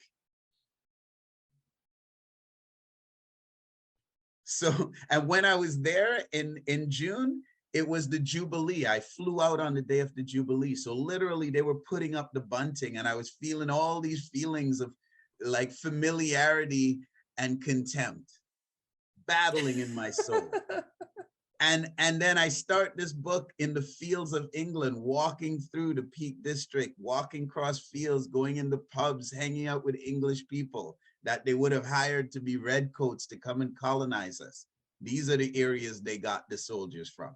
And I finish it the week that her state funeral has, and it finishes with the last state funeral for the English of Winston Churchill. When in their darkest hour, when the Nazis swept through the Ardennes forest and overran France, and they just barely saved the troops in Dunkirk. And they're just like, we have no defenses. We have not prepared for this. We are about to lose. This is the end of England. And Winston Churchill came in and he gave a speech, and he's a great master of the English language. And he gave a speech, and in the speech he said, you know, it's a famous speech. We shall fight them in the beaches. We shall fight them in the fields. We shall fight them in the landing grounds. We will never surrender. And I'm paraphrasing, so if you're a purist, don't be mad at me.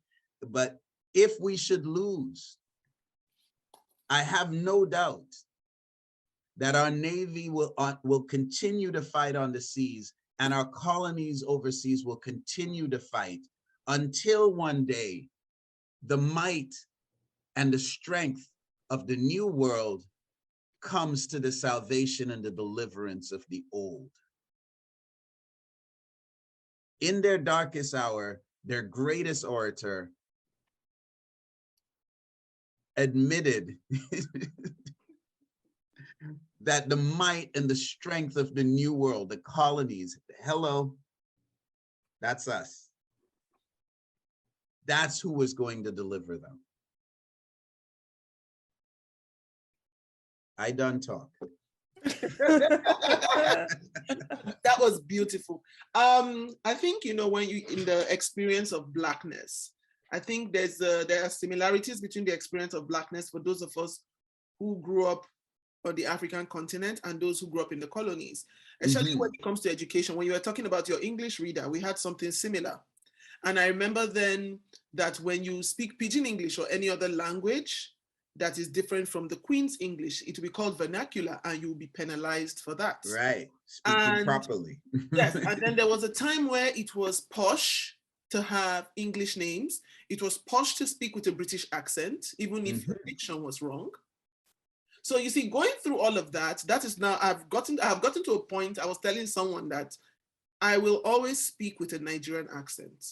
And the person said, why? I said, for authenticity. I want you to hear me speak and go, oh, where does she come from? She comes from somewhere.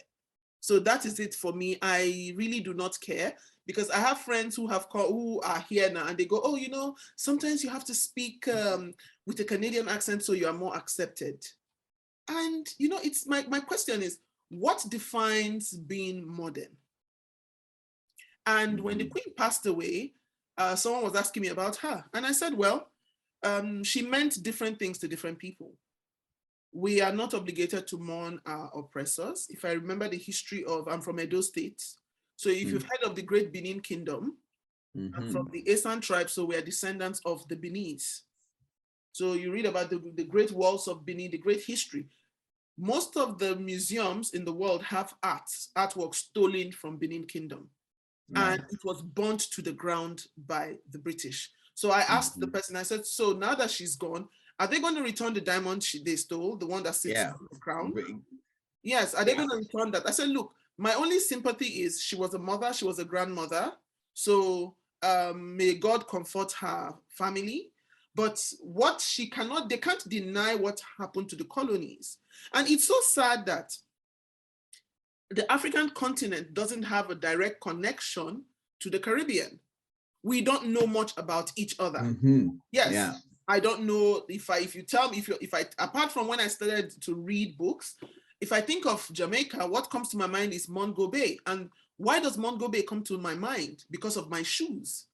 The shoes I used to buy, the brand then was Mongo Bay. You know, that's what comes to mind. We don't know a lot. My friend married a girl from, I don't know if it's from Guyana, but a girl from one of the islands. And when she visited Nigeria, you know, we were talking and she was so excited. And she said she saw so many things in Nigeria that they had back home. And that back home, they don't know where these things come from. Yeah. And I said, okay, what did you see? Show me. And she started to show me. I said, oh, this is Iogaine. This is what this is. This is what this is. This is what this is. She said she never had anyone explain that to her. And that's why when I was reading your book, I was writing that. I said, they have this in Zaboka. You said avocado. We call it avocado pear. Sesame Street. You spoke about Sesame Street. Yeah. I grew up on Sesame Street. That, in fact, that was a staple. And then even our literature, the books we read, Peter and Jane series. Was that popular series then. Now they are trying to, Penguin House is trying to do an African adaptation. So I worked as a literary advisor on those series for them. And I went, okay, fine. Now they are trying to bring things home. But I think it's important that we are our authentic selves. It takes a lot to do that. Yeah. But well, so I don't forget this question before we wrap up. Laide, I'll just ask this question, then you can ask your question. So I want to go to, you remember I sent you a text this morning and I was asking if there was anything you were uncomfortable talking about.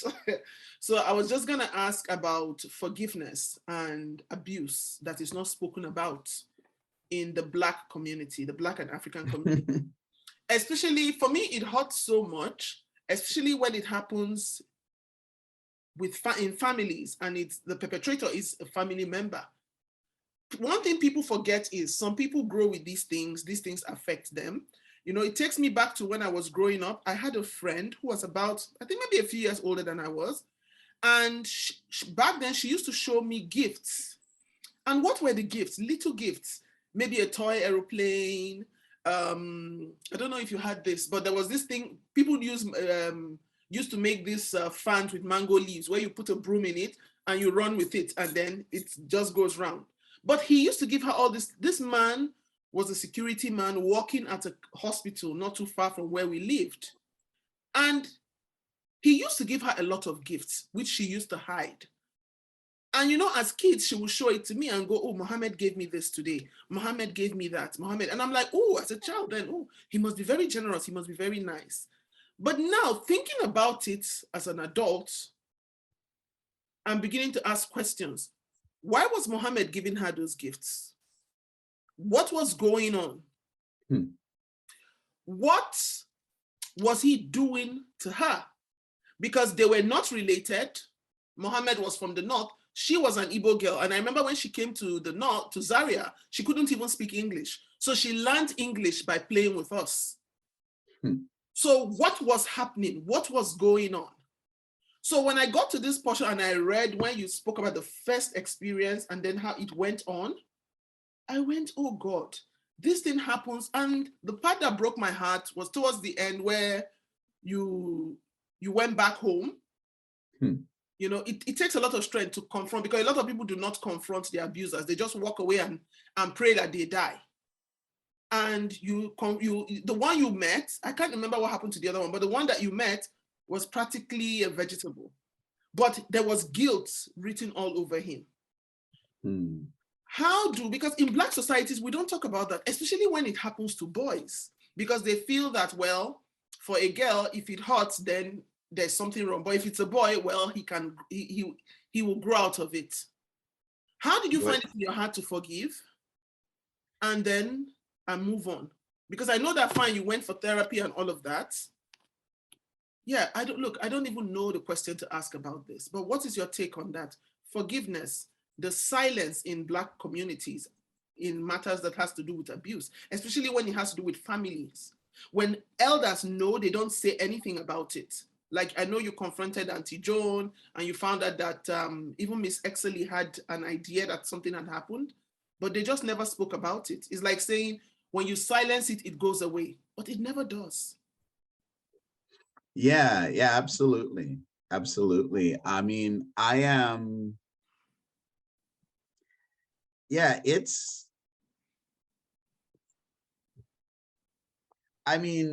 how do I find the strength? I just feel like it's there's a whole science of this, right? And for me,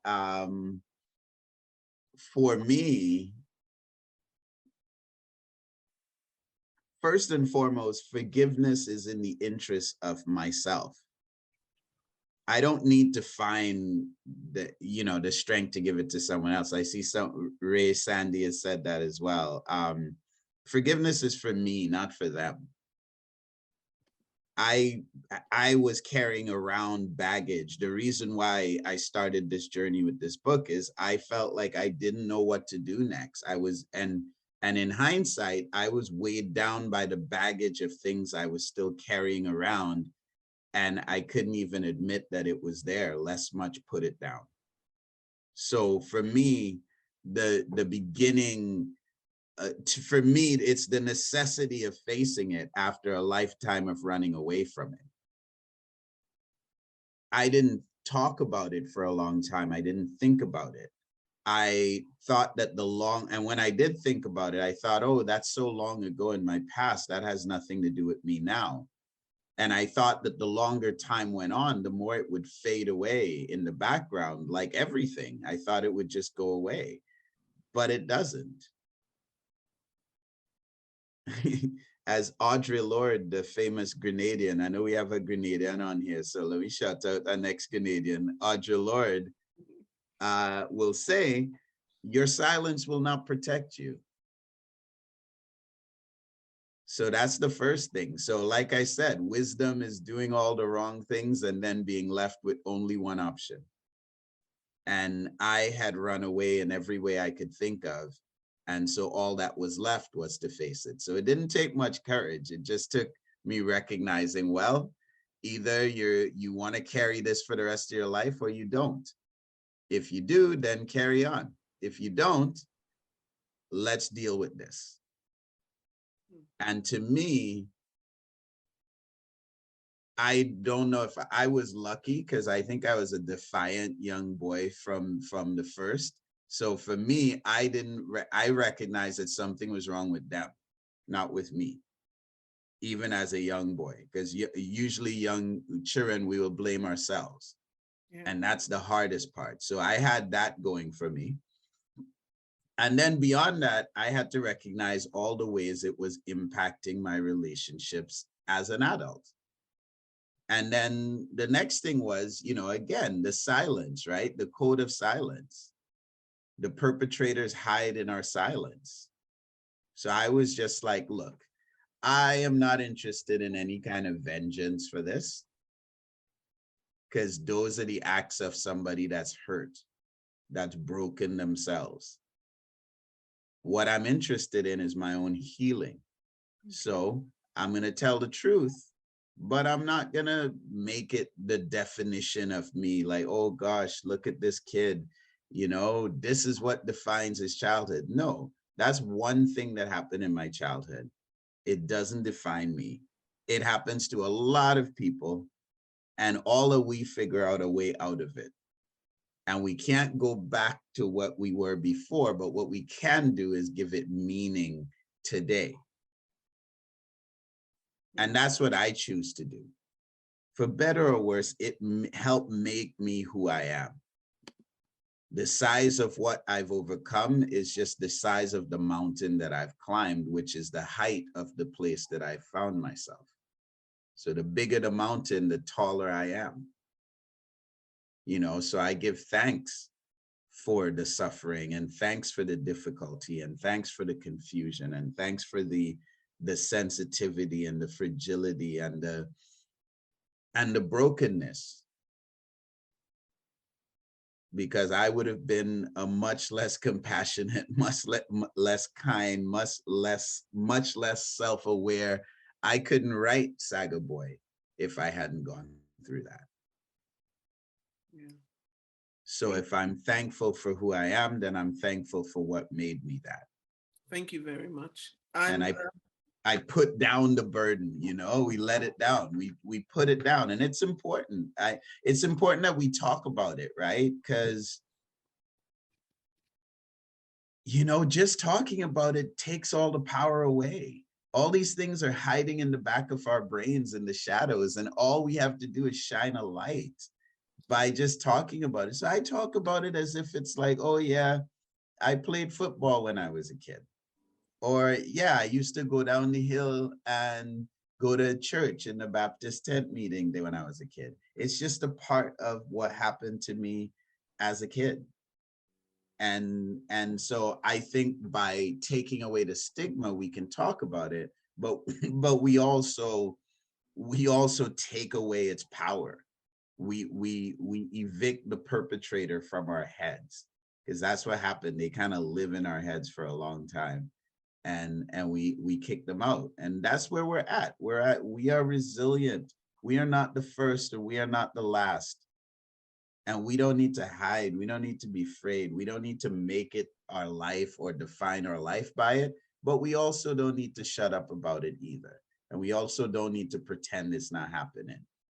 In this country, 1 in 6 young boys go through that before they're 18. And they underreport, because as you point out, boys don't want to, it's so demasculating that men don't want to talk about it. But 1 in 6 means millions and millions and millions in this country. And in developing world countries, it's way worse, because there's less accountability. Yeah. So you do the math. I took English literature, maybe some of you took arithmetic. You do the math. Yeah. If you look at 4 men, probably 1 or 2 of them has been touched by this. Yes, very true. So my key is, look, first of all, forgiveness isn't for them, it's for us. Second of all, our silence will not protect us. So let's talk about it. Third of all, this doesn't define me. And finally, so many of us have gone through it, but people want to act like it's an exception. It's not an exception. It's like, there's a lot of people. So, and in that solidarity is strength. And in knowing that other people have come through it and lived to be greater is strength. And that's what we're doing here. We're healing each other by sharing those stories and by being honest and showing that we have the power. Not who we were back then when we were powerless and they took advantage of us, but we ain't powerless no more, right? We don't lack agency anymore. We don't lack a voice anymore. We have that. And so let's celebrate who we are and what it's made us. And let's talk about it so less people can be in suffering. Thank you very much. How is Gada? Gada, oh my goodness. I hung out with Gada last weekend. I had a concert in Michigan. So I said, Gada, come on, we're driving to Michigan. So we spent about 10 hours in the car, 5 there, 5 back, just hanging out, talking. She's so good. She's very good. She's going through, she's going through a lot, but she's always just so bright and brilliant. So I enjoy her company a lot. I love your friendship. You know, when I got to the part with Gada, I went, yes. Now Yeah. everybody needs a Gada in their life. Yeah. Oh my goodness. She's Yeah. she's a force. She's a force. But yeah, I love her so much. We've actually in the last 2 months, we've had a lot of time hanging out together. Okay. Because over COVID, she was sick and she was kind of very worried about it. But yeah, so she's good. She's very yeah, like I said, very just living her best life. So yeah, Okay. there it is. Lala, I know you wanted to ask a question. Before your question, I want to ask, how is Coach? Coach is great. I moved back to Kitchener in 2020. So Coach is very cute. Coach is always he'll leave me a little newspaper clipping in my mailbox. He'll be like, I read this, I was thinking about you. I call him and Elaine every Monday just to check in with them. Okay. I think they've been the biggest fan of Saga Boy. You know what's funny is that, bye Genevieve, nice to meet you. Thank you. By the way, if anyone wants to connect by Facebook or Instagram or whatever have you, please feel free. Don't feel anyways. We're all friends now. But you'll have to look up John Orpheus because that's who I am on the internet. Yeah, so Coach is great. They were, you know, it's an interesting thing. Al and Gloria, the two things I've done the most in my life is play basketball and play music. Al and Gloria have never seen me do either. Oh, wow. So, you know that proud parent that you get? Yeah. When they're just your biggest fan. That's been Coach and Elaine for this book. They've been to almost every talk. I'm surprised they're not trying to get into this one today. But they've been to almost every talk, and being close to them is one of the reasons I moved back to Kitchener. And it's just a testament about the power of humanity and how, you know, as proud as we are as being Black people, we're human beings first. And the love and the care that my own family didn't give me, these strangers offered me. And he's been more of a father. They've been more of a father and mother to me than Al and Gloria, you know? Okay. Al and Gloria, I see as friends and people that I'm connected to. But when you're looking for that support and that parental pride and that having your back, it's these people. And so it just teaches me that we need to always have our hearts open. Okay. And though we've suffered a lot, we have to have our hearts open to white folks and Asian folks. I grew up with Indian folks. You know, my best friend was Indian, as you know from the book. And so I think it's important that we keep that in mind, that it's like I don't think racial prejudice is a thing that's natural to us. We've learned it. It's been taught to us. And I think, you know, again, I'll quote Audre Lorde again, the master's house will not be brought down by the master's tools. Changing who we're prejudiced against is not fixing prejudice. Prejudice is the problem.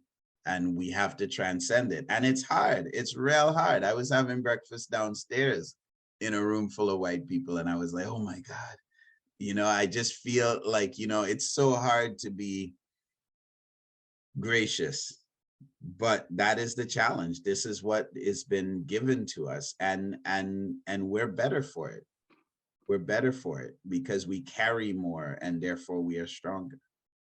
Okay. But anyway, thank you. I have to run. My brother Adrian is miraculously popped up in Ontario today, and so okay. He's waiting for me. Yeah, he lives in Victoria and he has 4 kids, but for some reason he happens to be in Kingston the same weekend I am. So okay. I know he's messaging me, so I should connect with him. But wow, it's been beautiful to meet all of you. We need to take a screenshot. Lala, you wanted to say something? Please say while we are taking the screenshot. So Alice, are you going to take a, oops. I had a couple of things to say, but I'll narrow it down to one. Unfortunately, my son couldn't make I it. like the book. You have the book? Boy. Hold it up. I'll take the screenshot. Hold it up, okay? What advice do you have for a Black boy who is one of 5 Blacks in the whole school? What advice do you have for him? He, like you, is also into basketball and piano and all of that. Do you think that you got into those things to be able to fit in, or did you fit in because you did those things? I don't know. Like, if you take a boy anywhere, he would probably be into basketball or some sport anywhere, you know? So I don't feel like that's a natural inclination. I think it can help because people see you as someone on the team as opposed to just defining you as a Black person over there. It's an entry point into the school culture. I would say, you know, first of all, you need a strong grounding in who you are, so you don't get washed away by everything else. So it's important to expose that boy to Black history, Black culture, other Black cultures that are different from where he came from, as well as where you came from. It's important to know your roots and know yourself so you don't get lost. But then with that, it's important to engage with other people, understand them. Like, spend time in their clubs and society and don't restrict from that. And the combination of, you know, when a tree is well rooted, we don't have to worry when the storm comes. And so he needs to be well rooted in his culture and his story and awareness of who he is and what that means. And then because he's well rooted, you can now put him in the club, in the playing basketball, like, let him experience and mingle and understand, but let him always remember who he is. And finally, I guess I always say, and it's funny, Glenview Park, my high school, the school board has hired me to go back to those same Cambridge high schools.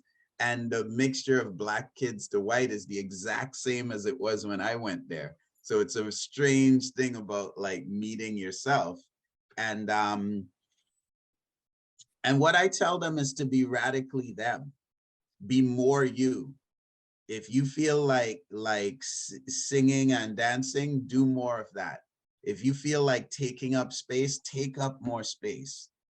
It's going to take courage because you're not always going to be celebrated for it. In fact, you might often be punished for it, but you have to do it, because the more you censor yourself and you make yourself small to fit in, then one day you find that you're so small you don't even recognize yourself.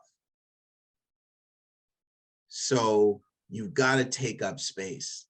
You got to be bold. You got to be courageous. You got to take up space. Stand up for what you want. Speak with your voice loud and strong. And not everybody is like that. Some kids are introverted, right? Some kids are not people that are prone to speak up in any crowd anyway. But you've got to really, like, to me, growing a child in that environment, it's like growing a precious fruit tree in a veil of thorns.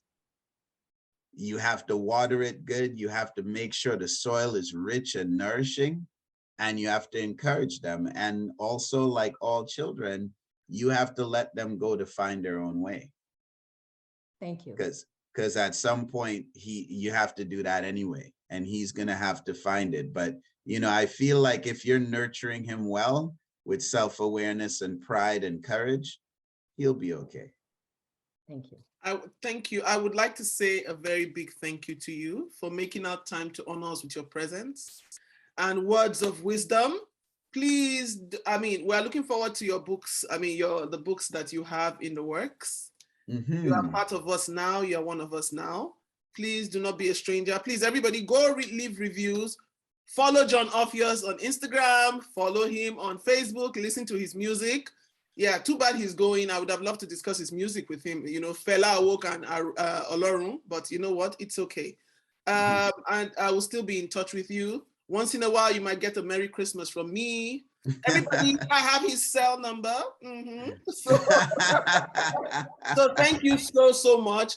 Give my regards to Junior, Adrian, Aj. Who else do we remember? Alan, Gloria, yeah. Oh, yeah. I'll let everybody know. Everybody. And Gada and I just wanted Coach as well. to add something. Gada, Al yeah. reminds me my grandfather, my grandfather on my mom's side. He Yeah. he still has kids as well. Knowing that I'm one of the so I understand Al. Like I see where he going. See, that's one of the ones that's gonna forgive him.